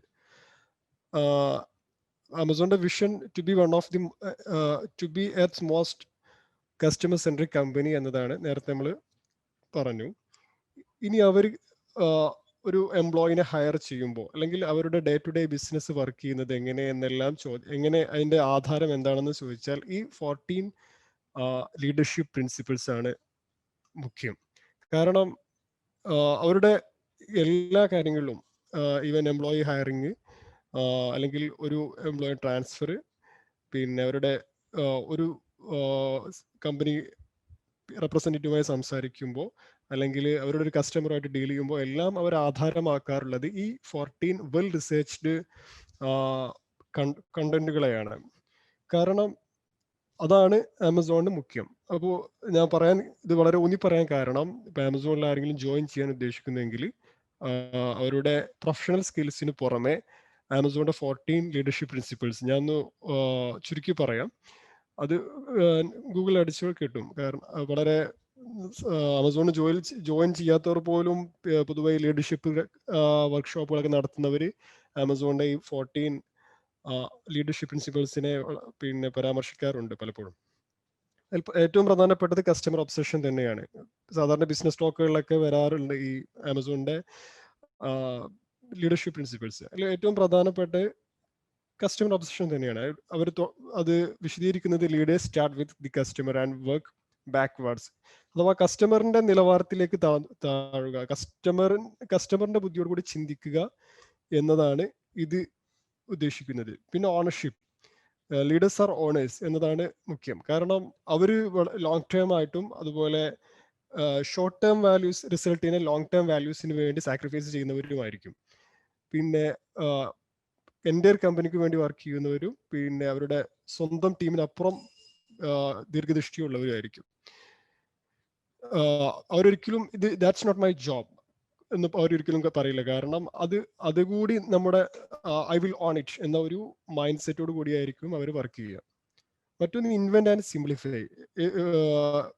ഇത് നിങ്ങൾക്ക് ഞാൻ ജസ്റ്റ് ഒന്ന് ഓടിച്ചു പോകുന്നേ ഉള്ളൂ സമയപരിധി കാരണം. നിങ്ങൾക്ക് ഗൂഗിൾ എടുത്താൽ വിശദമായിട്ട് വായിക്കാൻ കഴിയും. അതിന്റെ വളരെ ദൈർഘ്യമായ വിശദീകരണങ്ങളൊക്കെ ഉള്ള വീഡിയോസും യൂട്യൂബിലുണ്ട്. പിന്നെ invent and simplify are right a lot. കാരണം leaders are right a lot. They have strong judgment and good instincts. And learn be curious. ഞാൻ നേരത്തെ പറഞ്ഞതിന്റെ ഒരു തുടർച്ചയാണ്. കാരണം അവര് ന്യൂ ലേണിങ്സിനെ എപ്പോഴും പ്രൊമോട്ട് ചെയ്യുന്ന ഒരു കമ്പനിയാണ്. കാരണം ആമസോണിൽ തന്നെ കേനെറ്റ് എന്നുള്ളൊരു ഒരു ലേണിംഗ് ആപ്പ് ഉണ്ട്. അതിൽ നമുക്ക് ഇപ്പോൾ ബിസിനസ് റൈറ്റിംഗ്, അക്കാഡമിക് റൈറ്റിംഗ്, പിന്നെ റൈറ്റിംഗ് അറ്റ് ആമസോൺ, അതുപോലെ നമ്മുടെ വ്യത്യസ്ത കോച്ചിങ്, ഇതെല്ലാം ഈ കാനെറ്റ് മൊഡ്യൂളിൽ കാണാൻ കഴിയും. പിന്നെ higher and develop the best. Leaders എപ്പോഴും മറ്റുള്ളവരെ കൂടി ഉയർത്തിക്കൊണ്ടുവരാൻ ശ്രമിക്കുന്നവരാണ്. അവരെപ്പോഴും എക്സെപ്ഷണൽ ടാലന്റിനെ റെക്കഗ്നൈസ് ചെയ്യണം. പിന്നെ അവരെ നമ്മുടെ ഈ ഓർഗനൈസേഷനിൽ കൂടി അവരെ നയിക്കാൻ കഴിയണം, അവരെ ക്ഷണിക്കാൻ കഴിയണം. ഈ ഒരു പ്രിൻസിപ്പിളിന്റെ അടിസ്ഥാനത്തിലാണ് നേരത്തെ സുബൈർ അംജദി പറഞ്ഞതുപോലെ ആമസോൺ മറ്റു hiring system means referral program ആമസോണിൽ വളരെ സജീവമായുണ്ട്. പിന്നെ അത് ഓരോ ലെവലിലും ആമസോൺ ലെവൽസിനെ പറ്റി ഇതിന് ശേഷം പറയാം. ഓരോ ലെവലും ബേസ് ചെയ്തുകൊണ്ടാണ്. പിന്നെ ഇൻസിസ്റ്റ് ഓൺ ഹയസ്റ്റ് സ്റ്റാൻഡേർഡ്സ്. സ്റ്റാൻഡേർഡ്സിന്റെ കാര്യത്തിൽ ആമസോൺ ഒട്ടും വിട്ടുവീഴ്ച ചെയ്യാറില്ല. കാരണം ഒരു എംപ്ലോയി അവർ ഹയർ ചെയ്ത് കഴിഞ്ഞാൽ 2 മാസം ട്രെയിനിങ് ആയിരിക്കും. പിന്നെ സാധാരണ കമ്പനികൾ, കോർപ്പറേറ്റ് കമ്പനി ഉണ്ടാകുന്ന പോലെ മെന്റർ പ്രൊഡക്ഷൻ, പിന്നെ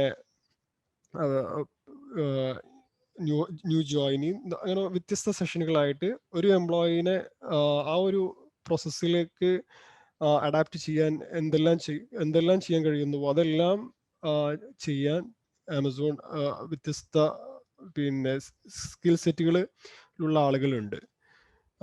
ട്രെയിനീസ് തന്നെ ഒരു ആൾക്ക് നല്ല ട്രെയിനിങ്, നല്ല സംസാര മികവും അതുപോലെ പിന്നെ ഭാഷാചാർജ് ഉള്ളവർക്ക് ആമസോണിൽ ട്രെയിനിങ് സാധാരണ ജോയിൻ ചെയ്തതിന് ശേഷം പിന്നെ ട്രെയിനർ ആവാനൊക്കെയുള്ള സാധ്യതകൾ ധാരാളമുണ്ട്. പിന്നെ തിങ്ക് ബിഗ്, പറയേണ്ടതില്ലല്ലോ. Thinking small is a self fulfilling prophecy. ചെറുതായിട്ട് ചിന്തിക്കുക എന്നുള്ളത് ലീഡേഴ്സിന് ഉണ്ടാവില്ല. കാരണം ലീഡേഴ്സ് എപ്പോഴും create and communicate a bold direction that inspires results. They think differently and look around corners for ways to serve customers. പിന്നെ bias for action, അത് ആമസോണിന്റെ വളരെ പ്രധാനപ്പെട്ട ഒരു പ്രിൻസിപ്പിളാണ്. നമ്മൾ ഓരോ മാസവും നമുക്ക് ആ മാസത്തിലെ ഏറ്റവും പ്രധാനപ്പെട്ട പ്രിൻസിപ്പിൾ ഏതാണെന്ന് ചോദിച്ചുകൊണ്ടുള്ള ഒരു സർവേ ഉണ്ടാവാറുണ്ട്. നമ്മൾ എന്തുകൊണ്ട് ആ പ്രിൻസിപ്പിള് ഈ മാസം സെലക്ട് ചെയ്യുന്നു, അതിനനുസരിച്ച് നമ്മൾ ഇത് ചെയ്യണം. അപ്പോൾ നമുക്ക് ഇപ്പോൾ നമ്മുടെ കസ്റ്റമേഴ്സായിട്ട് സംസാരിക്കുമ്പോൾ, ഉദാഹരണം ഇപ്പോൾ ഞങ്ങളുടെ റോൾ ആമസോണിൽ എന്താന്ന് വെച്ചാൽ, ശരിക്ക് ട്രാൻസ്ലേഷൻ അസോസിയേറ്റ് എന്നാണ് നമ്മൾ പുറത്ത് പറയുമെങ്കിലും ഒരു ബിസിനസ് കൺസൾട്ടന്റിന്റെ റോളാണ്. കാരണം നമുക്ക് പ്രധാനമായിട്ടും വരുന്നത്, ഞങ്ങളുടെ പ്രോസസ്സ് വരുന്നത് UAE-യിലും അതുപോലെ സൗദിയിലും ഉള്ള, അതാണ് മിഡിൽ ഈസ്റ്റിലെ പ്രധാനപ്പെട്ട 2 മാർക്കറ്റ് പ്ലേസ്. അവിടെയുള്ള കമ്പനികളായിട്ട് അല്ലെങ്കിൽ സെല്ലേഴ്സ് ആയിട്ട്, മാനുഫാക്ചേഴ്സ് ആയിട്ട് ആമസോണിന്റെ പോളിസികൾ ഡിസ്കസ് ചെയ്യുക, അത് അവർ ലംഘിക്കുന്ന പക്ഷം അവരെ എഡ്യൂക്കേറ്റ് ചെയ്യുക. പിന്നെ പിന്നെ വാർണിംഗ് കൊടുത്തതിന് ശേഷം ലംഘിക്കുകയാണെങ്കിൽ അവർ അക്കൗണ്ട് ബ്ലോക്ക് ചെയ്യുക. അവർ ബ്ലോക്ക് ചെയ്താൽ അവർ അപ്പീൽ ചെയ്യാൻ അവരെ എഡ്യൂക്കേറ്റ് ചെയ്യുക. പിന്നെ അപ്പീൽ വാലിഡേറ്റ് ചെയ്യുക.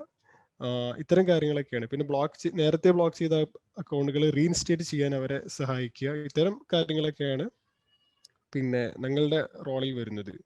അത് കൂടുതലും വോയിസ് ഉണ്ടായിരിക്കും, പിന്നെ മെയിലിങ്ങും. പക്ഷെ മെയിലിംഗ് ആയിരിക്കും കൂടുതൽ നമുക്ക് ഉണ്ടാവുക. കാരണം ആമസോണിന് പല പോളിസികളും അവർ നേരിട്ട് ഒരുപക്ഷെ സെല്ലേഴ്സിനോട് അവർ ചെയ്യാറില്ല. മീൻസ് കാരണം അതിൽ പിന്നിൽ കുറച്ച് കോൺഫിഡൻഷ്യൽ ആയിട്ടുള്ള കാര്യങ്ങളുണ്ട് എന്നർത്ഥം. എന്നാലും ആവുന്നത്ര അവർ എഡ്യൂക്കേറ്റ് ചെയ്യാൻ ശ്രമിക്കാറുണ്ട്. പിന്നെ മറ്റൊരു ലീഡർഷിപ്പ് പ്രിൻസിപ്പിൾസ് ഫ്രിഗലിറ്റി എന്നാണ്. അഥവാ കുറച്ച് റിസോഴ്സുകൾ കൊണ്ട് കൂടുതൽ അക്കംപ്ലിഷ് മോർ വിത്ത് ലെസ് എന്ന് ചുരുക്കി പറയാം. പിന്നെ earn trust. Leaders listen attentively, speak candidly and treat others respectfully. ഇത് ഒരു പ്രധാനപ്പെട്ട പ്രിൻസിപ്പിളാണ്. പിന്നെ dive deep. Leaders operate at all levels, stay connected to the detail, audit frequently and are skeptical when metrics and anecdote are referred, not task is beneath them. കാരണം എല്ലാം അവർ deep dive ചെയ്യാൻ അവർക്ക് കഴിയണം. അഥവാ ഒരു ട്രബിൾ ഷൂട്ടർ ആയിട്ട് work ചെയ്യാൻ ഒരു ലീഡർക്ക് സാധിക്കണം എന്നർത്ഥം. പിന്നെ have backbone, disagree and commit. നമുക്ക് ആമസോൺ കുറെ പോളിസികളുണ്ട് നേരത്തെ സൂചിപ്പിച്ചല്ലോ. അപ്പോൾ ആ ഒരു പോളിസിക്ക് ആ പോളിസി നമ്മളെങ്ങനെ ഇപ്പോൾ നമ്മുടെ സർക്കിളിൽ പറയുകയാണെങ്കിൽ നമ്മളിപ്പോൾ ഹദീസ് അല്ലെങ്കിൽ ഖുർആൻ നമ്മൾ വ്യാഖ്യാനിക്കുമ്പോൾ പലരും പല രൂപത്തിൽ വ്യാഖ്യാനിക്കുമല്ലോ. അപ്പോൾ നമ്മൾ എന്തുകൊണ്ട് അങ്ങനെ വ്യാഖ്യാനിച്ചു, അല്ലെങ്കിൽ എന്തുകൊണ്ട് ആ രൂപത്തിൽ കസ്റ്റമേഴ്സിനോട് സംസാരിച്ചു, കൺസൾട്ട് ചെയ്തു എന്ന് നമുക്ക് അത് പിന്നെ പറയാനുള്ള ബാക്ക് ബോണും, പിന്നെ നമുക്ക് വേണമെങ്കിൽ അവരോട് ഡിസഗ്രി ചെയ്യാം, ഡിസ്പ്യൂട്ട് ചെയ്യാം, പക്ഷെ നമുക്ക് പിന്നെ ബയാസ് ഫോർ ആക്ഷൻ ഉണ്ടായിരിക്കണം എന്ന് മാത്രം. പിന്നെ ഡെലിവറി റിസൾട്ട്സ്, അതാണ് വളരെ മുഖ്യം. കാരണം leaders focus on the key inputs for their business and deliver them with the right quality and in a timely fashion. Despite setbacks, they rise to the occasion, never settle. കാരണം ഏത് കമ്പനികളും മുഖ്യമാക്കുന്നത് അവരുടെ എംപ്ലോയീസിൽ നിന്ന് employees റിസൾട്ടിനെ deliver ചെയ്യുക എന്നുള്ളതാണ്. അത് വ്യത്യസ്ത രൂപത്തിലുള്ളതാവാം.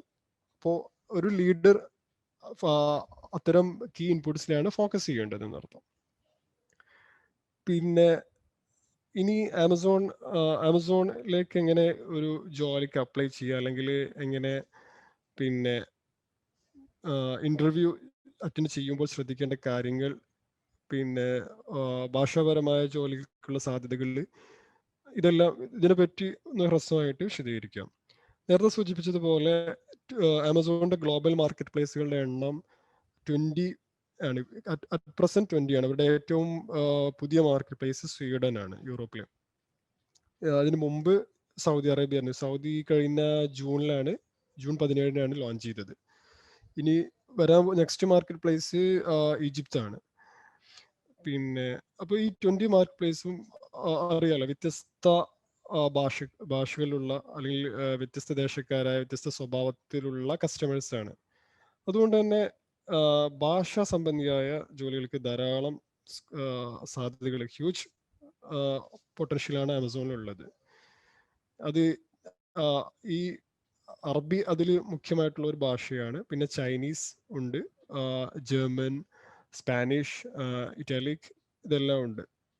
എല്ലാ ഭാഷകളുള്ളവർക്കും സാധ്യതകൾ ഏറെ ഉണ്ടെന്ന് അർത്ഥം. ഇപ്പോൾ മോസ്റ്റ് റീസെൻ്റ്ലി ആമസോൺ മലയാളത്തിൽ വരെ അവരുടെ ആപ്പ് അല്ലെങ്കിൽ അവരുടെ വെബ്സൈറ്റ് മലയാളത്തിൽ വരെ ലോഞ്ച് ചെയ്ത് കഴിഞ്ഞു.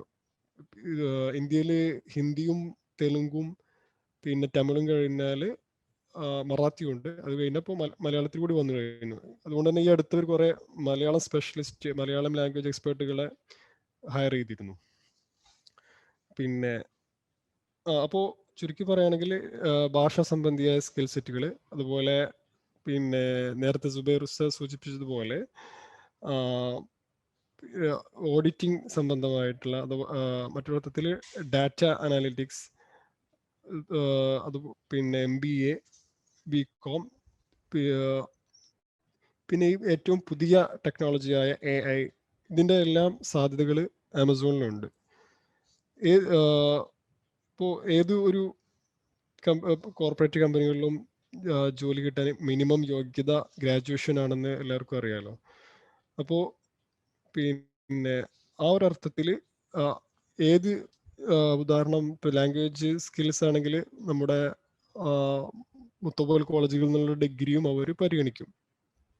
കാരണം അതൊരു ഡിഗ്രി ആയിട്ടാണ് അവർ പരിഗണിക്കുക എന്നർത്ഥം. അത് മർക്കസ് ആയാലും അല്ലെങ്കിൽ ഇഹിയാസ് സുന്ന തുടങ്ങി അതുപോലൊരു ആസ് എ ഡിഗ്രി ആയിട്ടാണ് അവർ പരിഗണിക്കുക. അപ്പോൾ എന്നിരുന്നാലും അവരുടെ ഇന്റർവ്യൂവിൻ്റെ ലാസ്റ്റ് എല്ലാ സർട്ടിഫിക്കറ്റുകളൊന്നും അപ്ലോഡ് ചെയ്യാൻ പറയില്ല. അപ്പോൾ നമ്മൾ ഹയസ്റ്റ് ഡിഗ്രി എല്ലാ കമ്പനികളിലും പൊതുവെ അങ്ങനെ ഇപ്പോൾ ചെയ്യാറെന്നാണ് അറിയാൻ സാധിച്ചത്. അവരുടെ ഹയസ്റ്റ് ഡിഗ്രി സർട്ടിഫിക്കറ്റ് ആണ് അപ്ലോഡ് ചെയ്യാൻ അവർ ആവശ്യപ്പെടാറ്.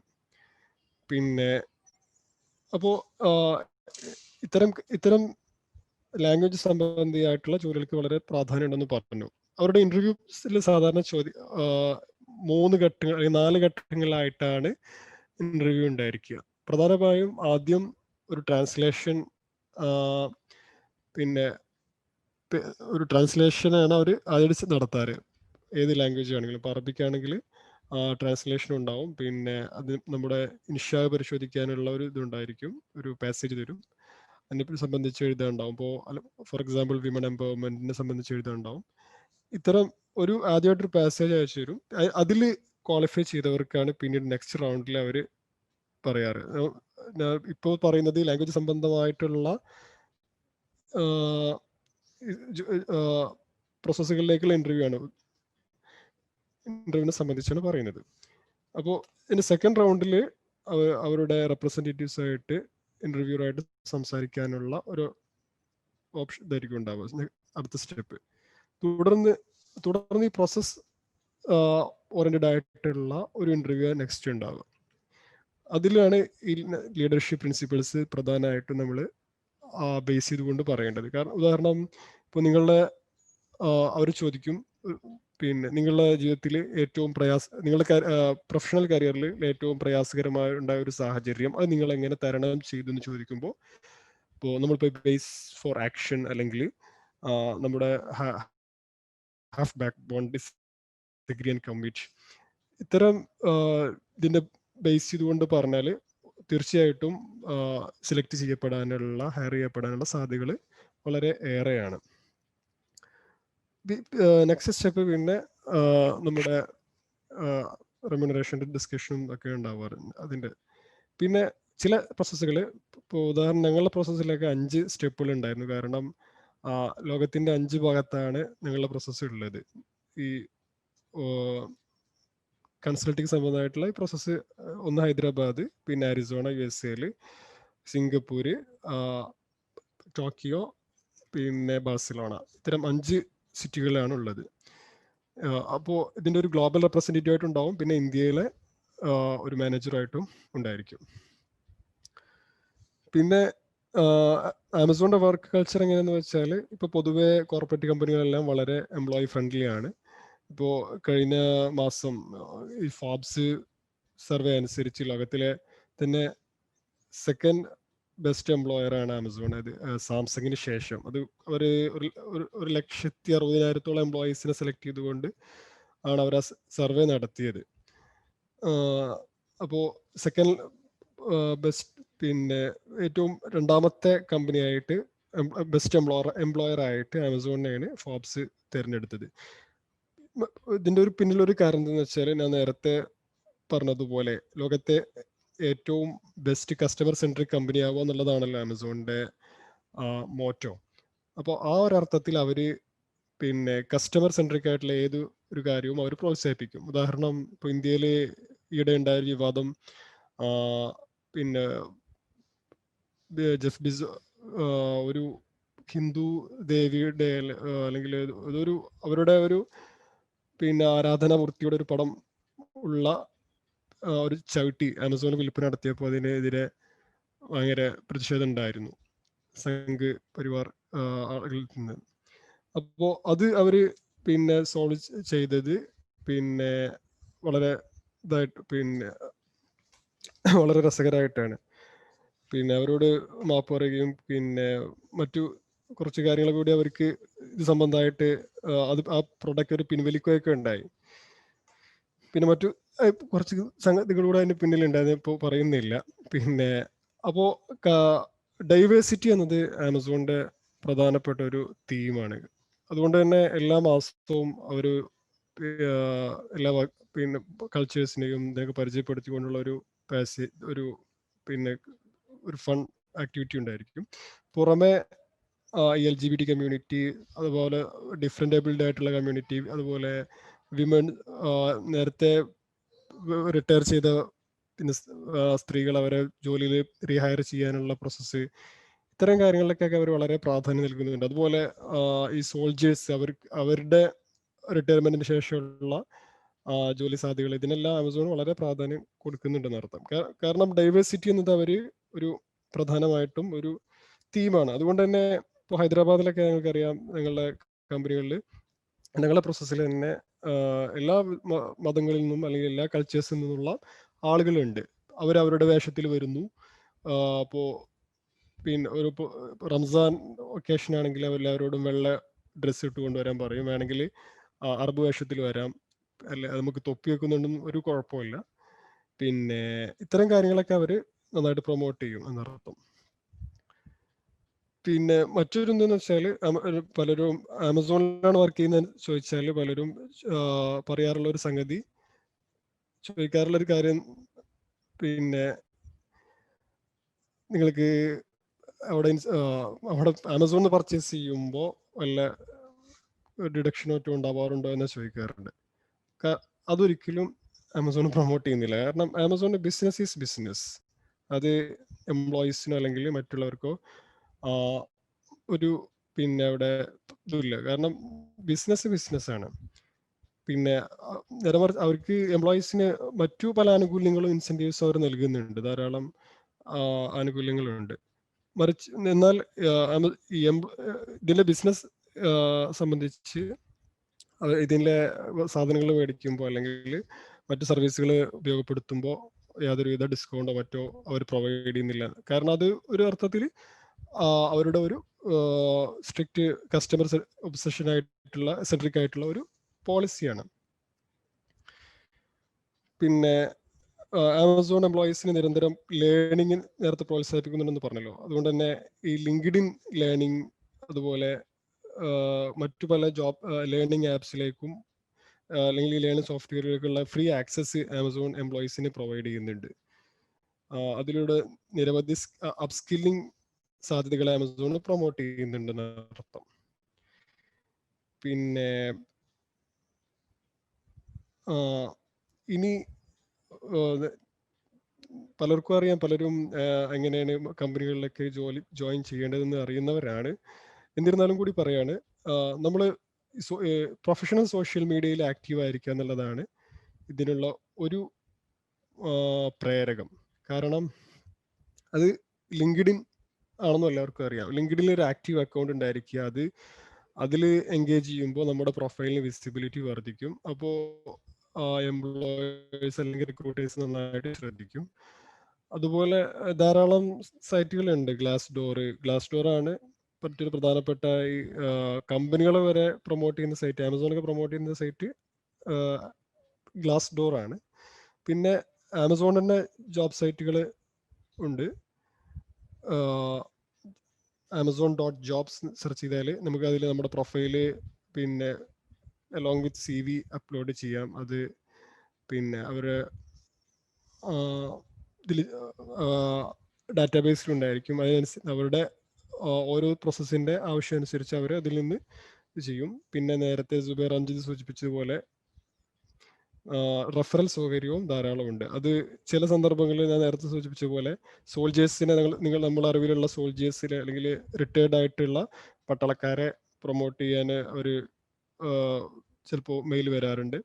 പിന്നെ ഈ വിമൺ എംപവർമെന്റിന്റെ ഭാഗമായിട്ട് മാറ്റേണിറ്റി ലീവിലോ അല്ലെങ്കിൽ പാതി ജോലി ഉപേക്ഷിച്ചു പോയ പിന്നെ സ്ത്രീ സമൂഹത്തെ അല്ലെങ്കിൽ സ്ത്രീകളെ തിരികെ ജോലിയിലേക്ക് കൊണ്ടുവരാനായിട്ട് അവർ പ്രൊമോട്ട് ചെയ്യാറുണ്ട്.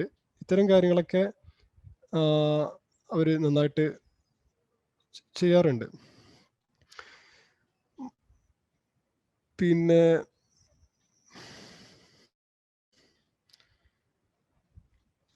ഇനി എനിക്ക് തോന്നുന്നു Q&A സെഷനിൽ ഇതിനെ സംബന്ധിച്ച് സംസാരിക്കാം എന്നാണ് തോന്നുന്നത്.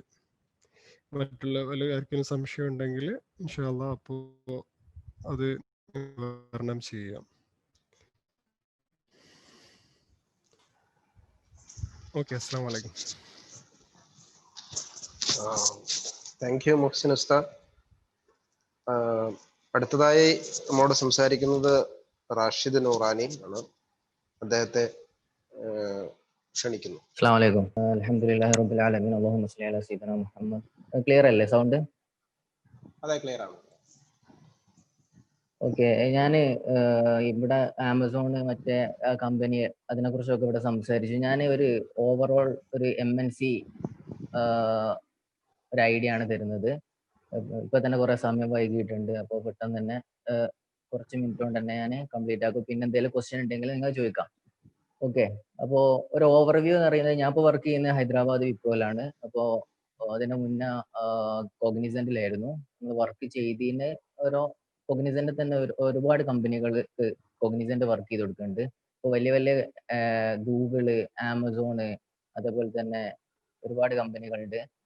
അപ്പോൾ കോഗ്നിസന്റ് അതായത് ഒരു കൺസൾട്ടൻസി ആണ്. കൺസൾട്ടൻസി മീൻസ് ഈ വലിയ ഫേസ്ബുക്ക്, അതേപോലെ തന്നെ ഗൂഗിള് തുടങ്ങിയ കമ്പനികൾക്ക് ഹയർ ചെയ്ത് കൊടുക്കുന്ന ആളുകളെ അതിലേക്ക് പ്രോസസ്സിലേക്ക് ഹയർ ചെയ്യുന്ന ഒരു കമ്പനിയാണ്. പക്ഷെ കോഗ്നിസന്റ് ഒരു പ്രൊമിനന്റ് US കമ്പനിയാണ്.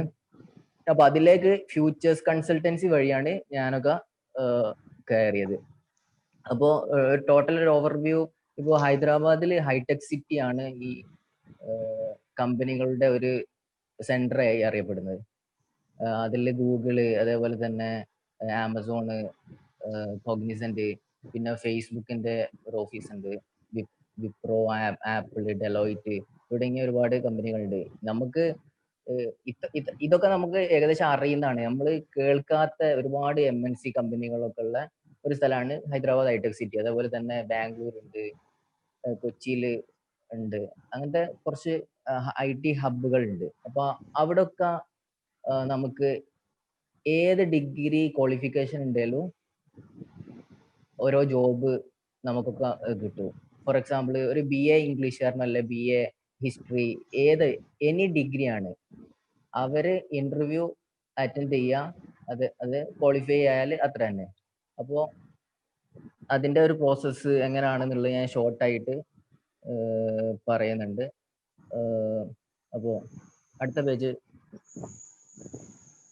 ഓക്കെ, ഇവിടെ തന്നെ ഒരു മിനിറ്റ്. ഈ ഗൂഗിളിൽ തന്നെ ഒരുപാട് പ്രോസസ്സുകൾ ഉണ്ട്. ഇപ്പോൾ നമുക്ക് ഏത് ഡിഗ്രി ഉള്ള ആളുകൾക്കും ചെയ്യാൻ പറ്റിയ, ഇപ്പൊ ഗൂഗിൾ മാപ്പ് റിലേറ്റഡ് ആയിട്ടുള്ള ജോബിലേക്ക് ഹയർ ചെയ്യുന്നുണ്ട്. അതേപോലെ തന്നെ യൂട്യൂബ്, ആഡ്വേർഡ്സ് തുടങ്ങിയ ഇതിലൊക്കെ ഗൂഗിൾ ഹയർ ചെയ്യുന്നുണ്ട്. ആ ഗൂഗിളിന്റെ ഹയറിങ് ഒരു കൺസൾട്ടൻസി മുഖാന്തരമായിരിക്കും. അപ്പൊ നമ്മൾ കൺസൾട്ടൻസി ആയിട്ടാണ് നമ്മൾ ബന്ധപ്പെടേണ്ടത്, നമ്മളെ CV അയച്ചു കൊടുക്കേണ്ടത്. എന്നിട്ട് അവരാണ് ഈ ഇന്റർവ്യൂ പ്രോസസ്സ് സംഗതികളൊക്കെ ചെയ്തിട്ട് നമ്മൾ ഗൂഗിളിൽ സെലക്ട് ആയാൽ അതിന്റെ ഗൂഗിൾ ഓഫീസിലായിരിക്കും വർക്ക് ചെയ്യാം. ഓക്കെ. പിന്നെ ആമസോണിന്റെ കസ്റ്റമർ സപ്പോർട്ട്, ട്രാൻസ്ലേഷൻ നേരത്തെ പറഞ്ഞ പോലുള്ള, പിന്നെ ലിസ്റ്റിംഗ് റിവ്യൂ, കസ്റ്റമർ സപ്പോർട്ട്, നമ്മളെ ഓരോ വ്യത്യസ്ത പ്രോസസ്സുകൾ ഉണ്ടാവും ഇപ്പോൾ ആമസോണിനൊക്കെ. അപ്പോൾ നമുക്ക് നമ്മളെ ഈ സ്കില്ലിനനുസരിച്ച് ഏത് പ്രോസസ്സ് നമുക്ക് സെലക്ട് ചെയ്യാൻ പറ്റും. ട്രാൻസ്ലേഷൻ, ഒരാൾക്ക് അറബി കഴിവുള്ള ആളാണെങ്കിൽ അപ്പോൾ അറബി ട്രാൻസ്ലേഷൻ ബില്ല് നമുക്ക് അപ്ലൈ ചെയ്യാം. അതേപോലെ തന്നെ ഇംഗ്ലീഷ് നല്ല അറിയുന്നതാണ്. ഈ ലിസ്റ്റിംഗ് റിവ്യൂ എന്ന് പറഞ്ഞ വേറൊരു ആമസോണിന്റെ പുതിയ ഒരു പ്രോസസ്സ് ഉണ്ട്. അതായത് ഇപ്പോൾ ആമസോണിൽ ഒരുപാട് പ്രൊഡക്ട്സുകളൊക്കെ ലിസ്റ്റ് ചെയ്യല്ലോ. അപ്പൊ അതിന്റെ ഈ ലിസ്റ്റ് ചെയ്യുമ്പോഴുള്ള അതിന്റെ ഡിസ്ക്രിപ്ഷനും കാര്യങ്ങളൊക്കെ റിവ്യൂ ചെയ്യാനുള്ള ഒരു പ്രോസസ്സാണ്. അപ്പോ ഇപ്പോ അറബിക്, സ്പാനിഷ്, ജർമ്മൻ, ഫ്രഞ്ച് തുടങ്ങിയ ഒരുപാട് ഈ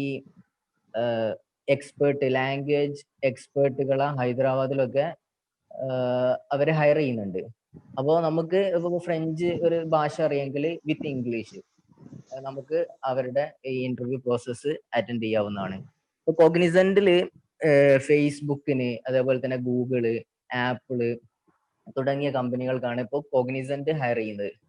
പിന്നെ ഫേസ്ബുക്കിന് ഡയറക്റ്റ് ഹയറിംഗും ഉണ്ട്. ഇപ്പൊ നേരത്തെ പറഞ്ഞതുപോലുള്ള കോഗ്നിസന്റ് മറ്റു കമ്പനികൾ ഹയർ ചെയ്ത് കൊടുക്കുന്നുണ്ട്. അപ്പൊ ഈ ഫേസ്ബുക്ക് ഡയറക്റ്റ് ഹയർ ചെയ്യുമ്പോൾ അതിൽ പേയ്മെന്റ്, നമ്മളെ സാലറി ഒക്കെ നല്ല സാലറി ആയിരിക്കും. പക്ഷെ ഇങ്ങനെ ഈ കൺസൾട്ടൻസി വഴിയാണ് ഹയറിംഗ് നടക്കുന്നതെങ്കിൽ അവരുടെ ക്യാഷ് കൂടി എടുത്തതിന് ശേഷം നമുക്ക് പേയ്മെന്റ് കിട്ടുള്ളൂ. അപ്പോൾ അത് കുറച്ച് കുറവായിരിക്കും. അപ്പോൾ സാലറിൻ്റെ ഇതൊക്കെ ഞാൻ അവസാനത്തേക്ക് വരാം. പിന്നെ വിപ്രോ, ആപ്പിൾ, ഡെലോയിറ്റ് തുടങ്ങിയതാണ് ഒരു മെയിൻ ഒരു കമ്പനികൾ. ഇപ്പൊ ഒരുപാട് നമ്മൾ അറിയാതെ വലിയ വലിയ കമ്പനികളുണ്ട്. ഇപ്പൊ ഒരു ഓവറോൾ വ്യൂ ഞാൻ തരികയാണ്. പിന്നെ നെക്സ്റ്റ് പേജ്. പിന്നെ ഈ ഫേസ്ബുക്കിൽ ഒരുപാട് പ്രോസസ്സുകൾ ഉണ്ട്. കണ്ടന്റ് റിവ്യൂ എന്ന് പറഞ്ഞൊരു പ്രോസസ്സ് ഉണ്ട്. അതായത് ഈ ഫേസ്ബുക്കിലുള്ള കണ്ടന്റുകൾ റിവ്യൂ ചെയ്യാനും മറ്റു കാര്യങ്ങളായിട്ട് പുതിയായിട്ട് ഇപ്പോൾ ഒരു പ്രോസസ്സ് തുടങ്ങിയിട്ടുണ്ട്. അതായത് കണ്ടന്റ് റിവ്യൂ കുറച്ച് മുന്നേ ഉള്ളതാണ്. ഇപ്പോൾ പുതിയായിട്ട് ഫേസ്ബുക്കിന്റെ ഈ പെയ്ഡ് ഇവന്റ്സ് എന്ന് പറഞ്ഞൊരു പുതിയത് തുടങ്ങിയിട്ടുണ്ട്. അപ്പൊ ചില കമ്പനികളൊക്കെ അതിന് ഹയർ ചെയ്തുകൊണ്ടിരിക്കുന്നുണ്ട്. അപ്പൊ അതിന്റെ ഡീറ്റെയിൽസ് ഒക്കെ കിട്ടണമെങ്കിൽ നമ്മൾ ഒന്നെങ്കിൽ ഇങ്ങനെ വർക്ക് ചെയ്യുന്ന ആളുമായിട്ട് ബന്ധപ്പെട്ട, നേരത്തെ പറഞ്ഞതുപോലെ അവരുമായിട്ട് ബന്ധപ്പെട്ടാൽ അവര് വാക്കൻസി ഉണ്ടെങ്കിൽ അവര് മാനേജേഴ്സിന് ഈ CV കൈമാറിയിട്ട് അങ്ങനെ, അല്ലെങ്കിൽ ഏതെങ്കിലും വെബ്സൈറ്റുകളിലൊക്കെ പോയിട്ട് പേഴ്സൺ ഓഫ് കോണ്ടാക്ട് ആയിട്ട് ബന്ധപ്പെട്ടിട്ട് നമുക്ക് CV അയച്ചു കൊടുത്ത് ഇന്റർവ്യൂ പ്രോസസ്സും കാര്യങ്ങളൊക്കെ അറ്റൻഡ് ചെയ്യാവുന്നതാണ്. പിന്നെ പിന്നെ ഇൻസ്റ്റഗ്രാമിലേക്കുണ്ട്, യൂട്യൂബിലേക്കുണ്ട്. അങ്ങനത്തെ ഒരുപാട് വാക്കൻസീസ് ഹൈദരാബാദിൽ അതേപോലെ തന്നെ മറ്റ് സ്ഥലങ്ങളിലൊക്കെ നമുക്ക് കാണാൻ കഴിയും.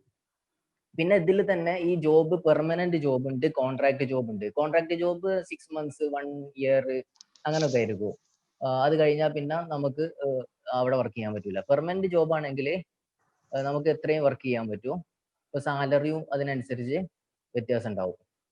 പിന്നെ ഞാൻ നേരത്തെ പറഞ്ഞതുപോലെ തന്നെ Arabic, English, Malayalam, Hindi, French, Spanish, German, Turkish അങ്ങനത്തെ ഒരുപാട് ലാംഗ്വേജ് അറിയുന്ന ആളുകൾക്ക് നല്ല ഒരു വർക്ക് ചെയ്യാൻ പറ്റിയ ഒരു സ്ഥലമാണ്. ഇപ്പൊ ഞാൻ പറഞ്ഞല്ലോ ഹൈദരാബാദ്, മറ്റ് ഈ IT ഹബ്ബുകള്. അപ്പൊ നമുക്ക് ഏറ്റവും പ്രധാനപ്പെട്ട് നമുക്ക് ഇതിനെക്കുറിച്ചൊന്നും വലിയൊരു ഐഡിയ ഇല്ല. അപ്പോ ഒരുപാട് ഏത് ഡിഗ്രി ഉള്ള ആളുകൾക്കും വർക്ക് ചെയ്യാൻ പറ്റുന്ന ഇത്തരം കമ്പനികൾ ഉണ്ട് എന്നുള്ള ആദ്യം മനസ്സിലാക്കുക. പിന്നെ എങ്ങനെയാണ് അതിന്റെ പ്രോസസ്സ്, എന്തൊക്കെയാണ് ഇന്റർവ്യൂവിൽ ചോദിക്കുക എന്ന കാര്യങ്ങളൊക്കെ മനസ്സിലാക്കിയിട്ട് അപ്ലൈ ചെയ്താൽ എല്ലാവർക്കും കിട്ടാവുന്നതേ ഉള്ളൂ. പിന്നെ അടുത്ത പേജ്, ക്വാളിഫിക്കേഷൻ നേരത്തെ പറഞ്ഞ പോലെ any degree command over English.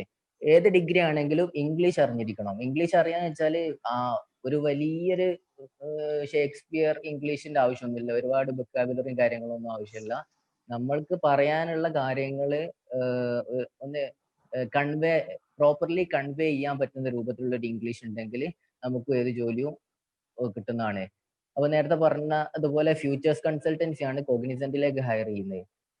അതുപോലെ തന്നെ മറ്റ് കൺസൾട്ടൻസി ഇപ്പൊ ജെൻപാക്ട് ഹയർ ചെയ്യുന്നുണ്ട്. ഇപ്പൊ ഫേസ്ബുക്കിനൊക്കെ ഫ്യൂച്ചേഴ്സ് കൺസൾട്ടൻസി കോഗ്നിസന്റിലേക്ക് ഹയർ ചെയ്ത് കോഗ്നിസന്റ് ആണ് ഈ ഫേസ്ബുക്കിന്റെ വർക്ക് ചെയ്യുന്നത്. അതേപോലെ തന്നെ ജെൻപാക്ട്, വിപ്രോ, ആക്സെഞ്ചർ അങ്ങനെ തുടങ്ങിയ കമ്പനികളാണ് ഈ വലിയ വലിയ കമ്പനികളിലേക്ക് ഹയർ ചെയ്യുന്നത്. അപ്പോ ഇതിന്റെ ഡീറ്റെയിൽസും കാര്യങ്ങളൊക്കെ നേരത്തെ പറഞ്ഞതുപോലെ ഒന്നെങ്കിൽ അവിടെ വർക്ക് ചെയ്യുന്ന ആളുകളുമായിട്ട് ബന്ധപ്പെടുക. അവരായിട്ട് ബന്ധപ്പെട്ടാൽ തന്നെ എന്തെങ്കിലും വേക്കൻസി ഉണ്ടെങ്കിലാണ് അവരെ കെയർ ഓഫിൽ നമ്മൾ CV ഫോർവേഡ് ചെയ്താൽ അങ്ങനെ കോൾ വരും. അല്ലെങ്കിൽ ഒരു കാര്യം ചെയ്യുക, ഈ നൗക്രി എന്ന് പറഞ്ഞ വെബ്സൈറ്റ് ഉണ്ടല്ലോ താഴെയുള്ള, അത് നിങ്ങൾ നോട്ട് ചെയ്തൊക്കെ നന്നാവും. നൗക്രിയിൽ നിങ്ങൾ പോയാൽ അതിൽ ഒരു അക്കൗണ്ട് ആദ്യം ഉണ്ടാക്കണം. നമ്മൾ രജിസ്റ്റർ ചെയ്യണം, സൈൻ അപ്പ് ചെയ്യണം.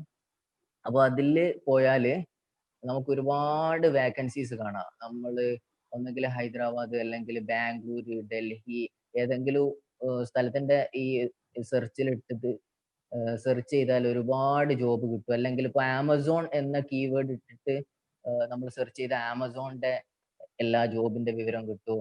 അതുകൊണ്ട് നൗക്രിയിൽ പോയിട്ട് ഈ ജോബ് അറ്റൻഡ് ചെയ്യാൻ താല്പര്യമുള്ള ജോബ് ഇന്റർവ്യൂ അറ്റൻഡ് ചെയ്യാൻ താല്പര്യമുള്ളവര് നൗക്രിയിൽ പോവുക, ഒരു അക്കൗണ്ട് ഉണ്ടാക്കുക, എന്നിട്ട് ജോബ് സെർച്ച് ചെയ്യുക. എന്നിട്ട് അതിൽ ഇൻഫർമേഷൻ ഉണ്ടാവും, അതിന്റെ ഡീറ്റെയിൽസും കാര്യങ്ങളൊക്കെ, ഫോൺ നമ്പർ, മെയില്. അപ്പൊ ആ ഒരു മെയിലിലേക്ക് നിങ്ങളുടെ CV അയച്ചു കൊടുക്കുക. അങ്ങനെ തിരിച്ച് നിങ്ങൾക്ക് കോൾ വരും.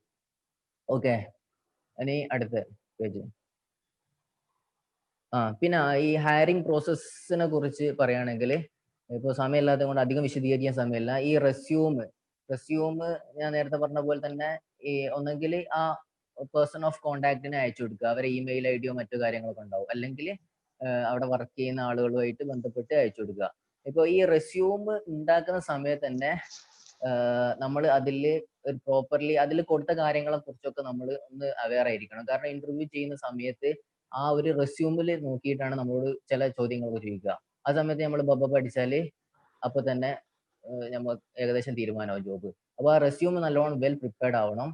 പിന്നെ ഇപ്പോ ജെൻപാക്ട്, കോഗ്നിസന്റിലൊക്കെ ഉള്ള ഒരു അവരെ പ്രോസസ്സ് എങ്ങനെയാ വെച്ചാല്, നമ്മളിപ്പോ ഫോർ എക്സാമ്പിൾ നൗക്രിയിൽ നമ്മൾ ഒരു ജോബിന്റെ ഡീറ്റെയിൽസ് കണ്ട്, അപ്പൊ അതിൽ ഇന്റർവ്യൂ ഡേറ്റ്, ലൊക്കേഷന്, എല്ലാ ഡീറ്റെയിൽസും ഉണ്ടാവും. അപ്പോൾ ഫോർ എക്സാമ്പിൾ നാളെ ഒരു 10 മണിക്ക് ജെൻപാക്ടിന്റെ ഓഫീസിൽ നിന്ന് ഒരു ഇന്റർവ്യൂ ഉണ്ടെന്ന് ഇരിക്കുക. അപ്പൊ നമ്മൾ റെസ്യൂം എടുത്ത് പോവുക. റെസ്യൂം എടുത്ത് പോയതിന് ശേഷം അവർ ഫസ്റ്റ് തന്നെ എന്ത് ചോദിച്ചാല് HR വരൂ, നമ്മളോട് ഇംഗ്ലീഷിൽ കുറച്ച് സെൽഫ് ഇൻട്രൊഡക്ഷന്, അതേപോലെ തന്നെ വേറെ എന്തെങ്കിലും ചോദിച്ച് ഇംഗ്ലീഷ് കുറച്ച് സംസാരിക്കാൻ പറയും. അപ്പൊ നമ്മൾ ചിലപ്പോൾ നല്ല MPhil PhD കാര്യങ്ങളൊക്കെ ഉള്ളതായിരിക്കും. അപ്പൊ നമ്മളിങ്ങനെ ചിന്തിച്ച് മെല്ലെ ഒരു ഫ്ലുവൻസി ഇല്ലാതെ സംസാരിക്കുകയോ ചെയ്താല് അപ്പൊ ആ ഒരു സ്റ്റെപ്പ് തന്നെ അവർ you can go for the day എന്ന് പറയും. ഓക്കെ, പിന്നെ നമുക്ക് ഒരു 3 മാസത്തേക്ക് ആ ഒരു കമ്പനിയിലേക്ക് പോകാൻ പറ്റില്ല. 3 മാസം കഴിഞ്ഞാൽ ചില സ്ഥലത്ത് 1 മാസമാണ്, ചില സ്ഥലത്ത് 3, ചില സ്ഥലത്ത് 6. ഒരു വട്ടം ട്രൈ ചെയ്തിട്ട് കിട്ടിയില്ലെങ്കിൽ പിന്നെ അവിടേക്ക് പിന്നെ ആ ഒരു ടൈം പീരീഡ് കഴിഞ്ഞിട്ട് പിന്നെ അറ്റൻഡ് ചെയ്യാൻ പോകാൻ പറ്റൂ. ഓക്കെ, അവരിൽ ഇതിന്റെ CV കാര്യങ്ങളൊക്കെ ഉണ്ടാവും. അപ്പൊ നമ്മൾ രണ്ടാമത് വരികയാണെങ്കിൽ ഫോൺ നമ്പർ രജിസ്റ്റർ ആയതുകൊണ്ട് നമുക്ക് രണ്ടാമത് അവർ എന്തായാലും പിടിക്കപ്പെടുകയും ചെയ്യും. അപ്പൊ നമ്മൾ എന്ത് ചെയ്യേണ്ടത് വെച്ചാൽ ഫസ്റ്റ് റെസ്യൂം അയച്ചു കൊടുത്ത് ഒന്നെങ്കിൽ അവിടെ പോയത് ഉണ്ടാകുക, അല്ലെങ്കിൽ ടെലിഫോണിക് ഇന്റർവ്യൂ ഉണ്ടാകുക. ടെലിഫോണിക് ഇന്റർവ്യൂ ആണെങ്കിൽ നമ്മൾ ആ ചോദിക്കുന്ന സമയത്ത് തന്നെ നല്ലൊരു പ്രോപ്പർലി കൺവേ ചെയ്യുന്ന രൂപത്തിൽ നമ്മൾ എക്സ്പ്രസ് ചെയ്യാൻ ശ്രമിക്കണം. എന്താ പറയുന്നതെന്നുള്ള കൺവേ ഒരു നല്ല ഹെഡ്ഫോൺ ഒക്കെ വെച്ചിട്ട്. ഇപ്പൊ ഈ കൊറോണയുടെ ടൈമിനൊക്കെ ഹയറിംഗ് പ്രോസസ് ഒക്കെ ഈ ഫോണിൽ കൂടെ ഉണ്ടായത്. പിന്നെ സെലക്ട് ആയ പോലെ സിസ്റ്റവും കാര്യങ്ങളൊക്കെ അവിടെ പോയിട്ട് ഒന്നെങ്കിൽ വാങ്ങിക്കൊണ്ടുവന്നോ അല്ലെങ്കിൽ ഇങ്ങോട്ട് അയച്ചു കൊടുത്തൊക്കെയാണ് ഉള്ളത്. അപ്പോൾ പറഞ്ഞു വരുന്നത് വെച്ചാല് നമ്മൾ ഏതൊരു ഇന്റർവ്യൂവിന് പോകുന്ന സമയത്തും സെൽഫ് ഇൻട്രൊഡക്ഷന് നല്ല ഒരു പ്രോപ്പർലി നമ്മളൊന്ന് പ്രിപ്പയർ ചെയ്ത് വെക്കണം. നമ്മളെ കുറിച്ച് ഒരു 2-3 മിനിറ്റ് അവര് ഇൻട്രൊഡ്യൂസ് യുവർ സെൽഫ് എന്ന് പറഞ്ഞാൽ ആ ഒരു ഫ്ലോയില് നമ്മൾ ഇൻട്രൊഡ്യൂസ് ചെയ്യാൻ ഉള്ള രൂപത്തിൽ നമുക്കൊരു സ്കിൽ ഉണ്ടാക്കിയെടുക്കണം. അതാണ് ഫസ്റ്റ് വേണ്ടത്. പിന്നെ രണ്ടാമത്തത് ഓക്കെ, അവരിപ്പോ ഒരു കമ്പനി പോയിട്ട് നമ്മൾ ഫസ്റ്റ് റൗണ്ടിൽ സെലക്ട് ആയി. ഈ HR first round interview 2-3 minute ഒക്കെ ഉണ്ടാവും ഫസ്റ്റ് റൗണ്ട്. അപ്പൊ അതിൽ സെലക്ട് ആയാൽ പിന്നെ നമ്മളെ കമ്പ്യൂട്ടർ ബേസ്ഡ് ആയിട്ടുള്ള അസസ്മെന്റിലേക്ക് പറഞ്ഞേക്ക് ചെയ്യാം. അപ്പൊ അതിൽ തന്നെ ഈ കോംപ്രഹെൻഷൻ റിലേറ്റഡ് ആയിട്ടുള്ള ചില ക്വസ്റ്റ്യൻസ് ഉണ്ടാവും. അതായത് പാരഗ്രാഫ് തന്നിട്ട് അതിൽ നിന്ന് ക്വസ്റ്റ്യൻസ് ചോദിക്കുന്നത്. അതേപോലെ തന്നെ ഇംഗ്ലീഷ് ഗ്രാമറിന്റെ കുറച്ച് ക്വസ്റ്റ്യൻസ്, ഇങ്ങനെ ഫിൽ ഇൻ ദ ബ്ലാങ്ക് ആയിട്ടുള്ള കുറച്ച് ക്വസ്റ്റ്യൻസ് ഉണ്ടാവും. പിന്നെ നമ്മുടെ ലിസണിങ് പരിശോധിക്കാൻ വേണ്ടി അതിൽ ഒരു പ്ലേ ചെക്ക് ചെയ്യാനുള്ള ഒരു ഓപ്ഷൻ ഉണ്ടാവും. അത് ക്ലിക്ക് ചെയ്താൽ ഒരു ആക്സെന്റ്, അമേരിക്കൻ ആക്സെന്റോ അല്ലെ ബ്രിട്ടീഷ് ആക്സെന്റോ ആയിട്ടുള്ള കുറച്ച് കാര്യങ്ങൾ നമ്മൾ കേൾക്കുക. അത് നമ്മൾ എന്ത് ചെയ്യുക, അത് കേട്ടതിന് ശേഷം എന്താ പറഞ്ഞത് എന്നുള്ളത് അടുത്ത ബട്ടൺ ഞെക്കിയിട്ട് അടുത്ത ബട്ടൺ ക്ലിക്ക് ചെയ്തിട്ട് നമ്മൾ റിപ്പീറ്റ് ചെയ്യുക. അപ്പൊ ലിസണിങ് പിന്നെ കോംപ്രഹെൻഷൻ അതുണ്ടാവും. അങ്ങനത്തെ കുറച്ച് സ്കില്ല് അളക്കാനുള്ള കുറച്ച് ചോദ്യങ്ങളാണ് സെക്കൻഡ് ഇതിൽ ഉണ്ടാവുക. പിന്നെ അത് കഴിഞ്ഞിട്ട് അതിൽ സെലക്ട് ആയാൽ പെട്ടെന്ന് തന്നെ അതിന്റെ റിസൾട്ടും കാര്യങ്ങളൊക്കെ വരും. അപ്പൊ അതിലൊരു കട്ട് ഓഫ് ഉണ്ടാവും. ആ കട്ട് ഓഫ് നമ്മൾ ക്രാക്ക് ചെയ്തിട്ടുണ്ടെങ്കിൽ പിന്നെ മാനേജേഴ്സിന്റെ ഒരു ഫേസ് ടു ഫേസ് ഇന്റർവ്യൂ ഉണ്ടാവും. അതിൽ ചില സ്ഥലത്ത് മാനേജേഴ്സിന്റെ ഫേസ് ടു ഫേസ് ഇന്റർവ്യൂവിന്റെ മുന്നായിട്ട് നമുക്കൊരു ടെലിഫോണിക് ഇന്റർവ്യൂ ഉണ്ടാവും. ഫോർ എക്സാമ്പിൾ, നമ്മൾ ഈ കസ്റ്റമർ റിലേറ്റഡ് ആയിട്ടുള്ള എന്തെങ്കിലും വർക്കിനാണ് ജോയിൻ ചെയ്ത് ഇന്റർവ്യൂ അറ്റൻഡ് ചെയ്തത് എങ്കിൽ ഒരു മാനേജർ വേറെ ഏതെങ്കിലും ഓഫീസിൽ നിന്നൊക്കെ വിളിച്ചിട്ട് അവരുമായിട്ട് കണക്ട് ചെയ്യിപ്പിക്കും നമ്മളാ. അപ്പൊ അവര് നമ്മളോട് ചോദിക്കും, നമ്മളിപ്പോ ഇപ്പൊ ബാങ്കിൽ ഒരു ATM ഒക്കെ നമുക്ക് നഷ്ടപ്പെട്ടാൽ ബാങ്കിലേക്ക് വിളിക്കല്ലോ. അപ്പൊ അവരിങ്ങനെ ചോദിക്കല്ലോ, ഞാൻ എങ്ങനെ സഹായിക്കേണ്ടത് എന്നുള്ള രൂപത്തില്. ആ ഒരു ബാങ്കിലെ ബാങ്കിലുള്ള ഒരു അസോസിയേറ്റ് നമ്മളോട് സംസാരിക്കല്ലോ, ഞങ്ങൾ എങ്ങനെയാണ് സഹായിക്കേണ്ടത്, how can I help you എന്നുള്ള രൂപത്തില് ആ ഒരു ഇത് നമ്മളോട് പറയാൻ പറയും. അവര് കസ്റ്റമർ ആയിട്ട്, ആ മാനേജർ കസ്റ്റമർ ആയിട്ട് നമ്മള് ഈ ബാങ്കിന്റെ അസോസിയേറ്റ് ആയിട്ട് നമ്മൾ ഡീൽ ചെയ്യാൻ വരും. എങ്ങനെയാണ് ഈ ഒരു കസ്റ്റമറെ ഡീൽ ചെയ്യുന്നത് എന്നുള്ള അറിയാൻ വേണ്ടി. അപ്പൊ നമ്മൾ അതൊക്കെ ഇപ്പൊ ഒരു ഇന്റർവ്യൂ അറ്റൻഡ് ചെയ്യുന്നതിന് മുന്നേ അതൊക്കെ നമ്മളൊന്ന് ഉറപ്പുവരുത്തുന്ന ഒരു എന്താ പറയാ, നമ്മളെ സ്കില്ലൊക്കെ ഉണ്ടാക്കിയെടുക്കുന്നത് നന്നായിരിക്കും. പിന്നെ അറബിക്കിന് നല്ല സ്കോപ്പാണ് ഹൈദരാബാദിലൊക്കെ. ഒരുപാട് ആളുകൾ ഈ ഫേസ്ബുക്ക് അതേപോലെ തന്നെ ആമസോണ് റിലേറ്റഡ് ആയിട്ട് ചില കമ്പനികളിലൊക്കെ വർക്ക് ചെയ്യുന്നുണ്ട്, ഈ ഗൂഗിള്. അപ്പൊ അറബിക്ക് അറിയുന്ന ആളുകൾക്ക് ഭയങ്കര ഒരു സ്കോപ്പുള്ള ഒരു സ്ഥലമാണ് ഹൈദരാബാദ്. അതുപോലെ തന്നെ മറ്റ് സ്ഥലങ്ങളിലൊക്കെ. അപ്പോൾ ഹൈദരാബാദിൽ ഒരുപാട് ആളുകൾ, എൻ്റെ ഫ്രണ്ട്സ് തന്നെ ഒരുപാട് ആളുകൾ അവിടെ വർക്ക് ചെയ്യുന്നുണ്ട്, ഒരുപാട് ചില വ്യത്യസ്ത കമ്പനികളിൽ. അപ്പൊ അറബിക്ക് തന്നെ നമുക്ക് മാത്രം അറിഞ്ഞാൽ പോരാ, ഇംഗ്ലീഷും കൂടി അതിന്റെ കൂടെ അറിയല് നിർബന്ധമാണ്. കാരണം ഈ ഇന്റർവ്യൂ പ്രോസസ്സിങ് കാര്യങ്ങളൊക്കെ ഇംഗ്ലീഷിലായിരിക്കും. ഓക്കെ, അപ്പൊ അറബിക്ക് അറിയുന്ന ആളുകൾ ഇംഗ്ലീഷ് അറിയെങ്കിലും കുറച്ചും കൂടി ഒന്ന് പറഞ്ഞിട്ട് ഒന്ന് എന്താ പറയാ, ഒന്ന് പ്രാക്ടീസ് ചെയ്ത് ഒന്ന് ഡെവലപ്പ് ആക്കിയാൽ പെട്ടെന്ന് കയറാൻ പറ്റും. അറബിക്കിലൊക്കെ നല്ല സാലറി ഉണ്ടാവും. ഫോറിൻ ലാംഗ്വേജ് ആയതുകൊണ്ട് നല്ല സാലറി ഉണ്ടാവും. ഇംഗ്ലീഷ് അറിയുന്ന ആളുകൾക്ക് പൊതുവെ സാലറി കുറവാണ്. പക്ഷെ ഫോറിൻ ലാംഗ്വേജിലേക്ക് നല്ല സാലറി അവർ പ്രൊവൈഡ് ചെയ്യുന്നുണ്ട്. ഓക്കെ. പിന്നെ അറബിക്കിനൊക്കെ ആണെങ്കിൽ ചിലപ്പോൾ ട്രാൻസ്ലേഷൻ എഴുതാനുണ്ടാവും. ചില സമയത്ത് അവരൊരു പത്രം വായിപ്പിക്കും. ഒരു റാബിത്താണ്, റാബിത്ത് അല്ലെങ്കിൽ വേറെ പത്രങ്ങളാണെങ്കിൽ പത്രം വായിപ്പിക്കും. ഒരു ചെറിയ 2-3 വരികൾ വായിപ്പിച്ചിട്ട് അത് ഇംഗ്ലീഷിലേക്ക് ട്രാൻസ്ലേറ്റ് ചെയ്യാൻ പറയും. അല്ലെങ്കിൽ ഇംഗ്ലീഷ് പത്രം ഏതെങ്കിലും വായിപ്പിച്ചിട്ട് അത് അറബിയിലേക്ക് ട്രാൻസ്ലേറ്റ് ചെയ്യാൻ പറയും. അങ്ങനെയൊക്കെയാണ് അറബിക്കിന്റെ ഒരു പ്രോസസ്സ് പോകുന്നത്. അപ്പൊ നേരത്തെ പറഞ്ഞ പോലെ തന്നെ അതിന്റെ മെയിൻ സ്കിൽ എന്ന് വെച്ചാൽ ഇംഗ്ലീഷ് ഫ്ലുവൻസി ആണ്. നമുക്കൊരു degree basic qualification with English fluency ഉണ്ടെങ്കിൽ നമുക്ക് കമ്പനികളിൽ എന്തായാലും കയറി പറ്റാൻ പറ്റും, എന്തായാലും കയറാൻ പറ്റും. അപ്പോ ഫസ്റ്റ് തന്നെ ഒന്ന് കമ്പനിയിൽ എത്താനാണ് കുറച്ചൊരു പണി. ചില സമയത്ത് ഫസ്റ്റ് അറ്റംപ്റ്റിലൊക്കെ നമുക്ക് അത് അതായത് ഒരു കമ്പനിയിൽ ഇപ്പൊ 200 ആളൊക്കെ ഡെയിലി വരും. ആ 200 ആളിൽ ഒരു 25 ആൾക്കൊക്കെ ചിലപ്പോൾ സെലക്ഷൻ കിട്ടും. അപ്പോൾ ഫസ്റ്റ് നമ്മൾ ഒരു കമ്പനിയിൽ അറ്റൻഡ് ചെയ്യാൻ പോയി, ഇന്റർവ്യൂ അറ്റൻഡ് ചെയ്യാൻ പോയി കിട്ടിയില്ലേ പെടേണ്ട ആവശ്യമില്ല. ഡെയിലി ഇന്റർവ്യൂ കാര്യങ്ങളൊക്കെ നടക്കുകയാണ്. അപ്പൊ എന്ത് ചെയ്യാന്ന് വെച്ചാല് കുറെ എന്താണ് ഈ CV കുറച്ചെണ്ണം പ്രിന്റ് എടുക്കുക, ഡെയിലി ഇങ്ങനെ ഇന്റർവ്യൂവിന് പോയിക്കൊണ്ടിരിക്കുക. അപ്പൊ ഓരോ ഇന്റർവ്യൂ കിട്ടിയിട്ടില്ലെങ്കിൽ നമുക്കൊരു എക്സ്പീരിയൻസ് ആവുകയും ചെയ്യും. അടുത്ത ഇന്റർവ്യൂ അറ്റൻഡ് ചെയ്യുന്ന സമയത്ത് നമുക്കൊരു ഐഡിയ കിട്ടി കുറച്ചും കൂടി ബെറ്റർ പെർഫോം ചെയ്യാൻ കഴിയുകയും ചെയ്യും. ഓക്കെ. അപ്പോ മെയിൻ ആയിട്ട് ഇംഗ്ലീഷിൽ സെൽഫ് ഇൻട്രൊഡക്ഷന് കുറച്ച് കാര്യങ്ങൾ കൺവേ ചെയ്യാനുള്ളതൊന്ന് പ്രാക്ടീസ് ചെയ്യുക. പിന്നെ ഒരു നല്ലൊരു CV ഉണ്ടാക്കുക. ആ CVയിൽ ഉൾക്കൊള്ളിക്കേണ്ട കാര്യങ്ങളൊക്കെ പേഴ്സണലായി ബന്ധപ്പെട്ടാൽ എങ്ങനെയാണെന്നുള്ളതൊക്കെ ഞാൻ പറഞ്ഞുതരാം. ഓക്കെ.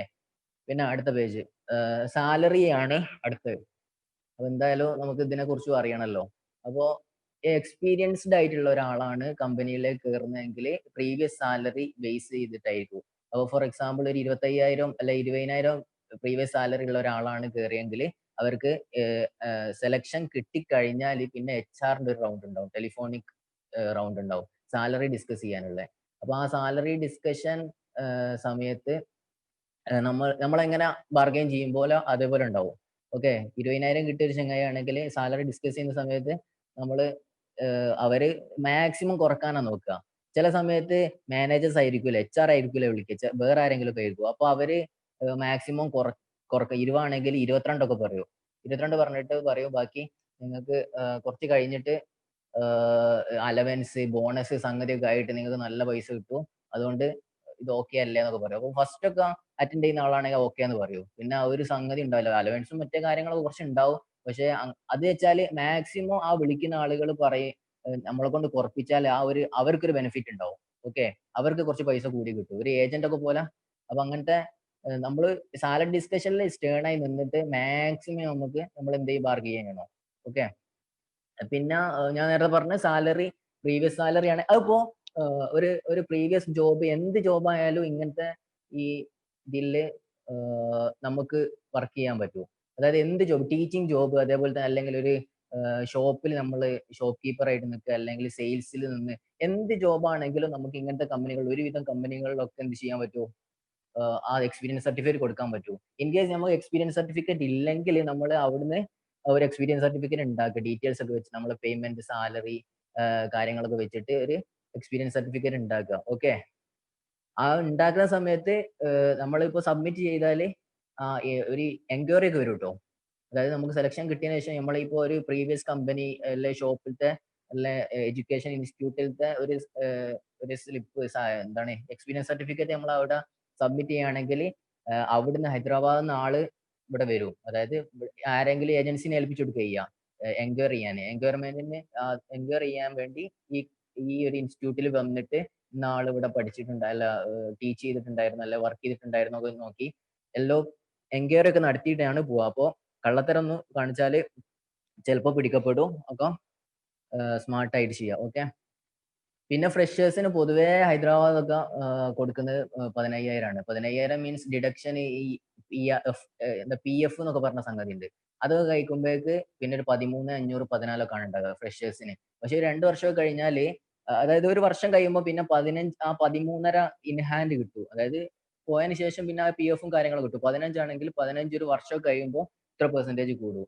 അതിന്റെ കൂടെ തന്നെ നമുക്ക് ഒരുപാട് അലവൻസ് പ്രൊമോഷൻ കിട്ടുകയാണെങ്കിൽ അതിന്റെ ഒരു പൈസ, പിന്നെ performance bonus, shift bonus, cab facility, over time payment. ഇപ്പോൾ ആമസോണിലൊക്കെ എനിക്ക് തോന്നുന്നുണ്ട് മുസിൻ സാദ് ചിലപ്പോൾ അറിയാൻ മതി അവർക്ക് കിട്ടുന്നുണ്ടാവും. ഓവർ ടൈം ചെയ്താൽ ചില ആളുകൾക്കൊക്കെ ചില ഓഫീസുകളിലൊക്കെ ആമസോണിന്റെ എക്സ്ട്രാ പേയ്മെന്റ് ഒക്കെ കിട്ടുന്നുണ്ട്. അപ്പോൾ എല്ലായിടത്തും കിട്ടൂല. ഞങ്ങൾക്ക് വിപ്രോയിലൊന്നും അങ്ങനെ ഓവർ ടൈം വർക്ക് ചെയ്താൽ പേയ്മെന്റ് കിട്ടൂല.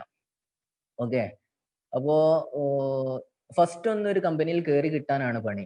പിന്നെ ആ കമ്പനിയിൽ തന്നെ പുതിയ വാക്കൻസി വരുന്ന സമയത്ത് അവിടെ തന്നെ നമുക്ക് കുറച്ച് പ്രിഫറൻസ് കിട്ടും. നമ്മൾ നല്ലൊരു പെർഫോമൻസ് ചെയ്യുകയാണെങ്കിൽ അവനാണ് ഇന്റർവ്യൂ ചെയ്യുക. ഓക്കെ. അപ്പൊ നമുക്ക് കുറച്ചും കൂടി ഒരു ചാൻസ് കൂടുതലാണ് കിട്ടാൻ. ഓക്കെ. ഈ ഷിഫ്റ്റ് ബോണസ്, ഈ ക്യാബ്, ഒരുവിധം കമ്പനികളൊക്കെ ക്യാബ് ഫെസിലിറ്റി പ്രൊവൈഡ് ചെയ്യുന്നുണ്ട്. അതായത് നമുക്ക് അപ്പ് ആൻഡ് ഡൗൺ, ചിലവര് ഒരു സൈഡിൽ വൺ സൈഡ് ക്യാബ് പ്രൊവൈഡ് ചെയ്യുന്നുള്ളൂ, ചില ആളുകൾ ക്യാബ് ഫെസിലിറ്റി അങ്ങോട്ടും ഇങ്ങോട്ടും പ്രൊവൈഡ് ചെയ്യുന്നുണ്ട്. അതൊക്കെ നമുക്ക് നല്ല ഒരു ചാൻസ് ആണ്. നല്ല കമ്പനികൾ കിട്ടും. ചെറിയ കമ്പനികളാണെങ്കിൽ അതുണ്ടാവില്ല. അത്യാവശ്യം നല്ല MNC കമ്പനികളാണെങ്കിൽ ഒരുവിധം ആളുകളൊക്കെ ക്യാബ് പ്രൊമോട്ട് ചെയ്യുന്നുണ്ട്. ഓക്കെ. ഇനി അടുത്ത ഇങ്ങനൊക്കെയാണ് ഒരു ഓവറോൾ ഒരു സംഗതി.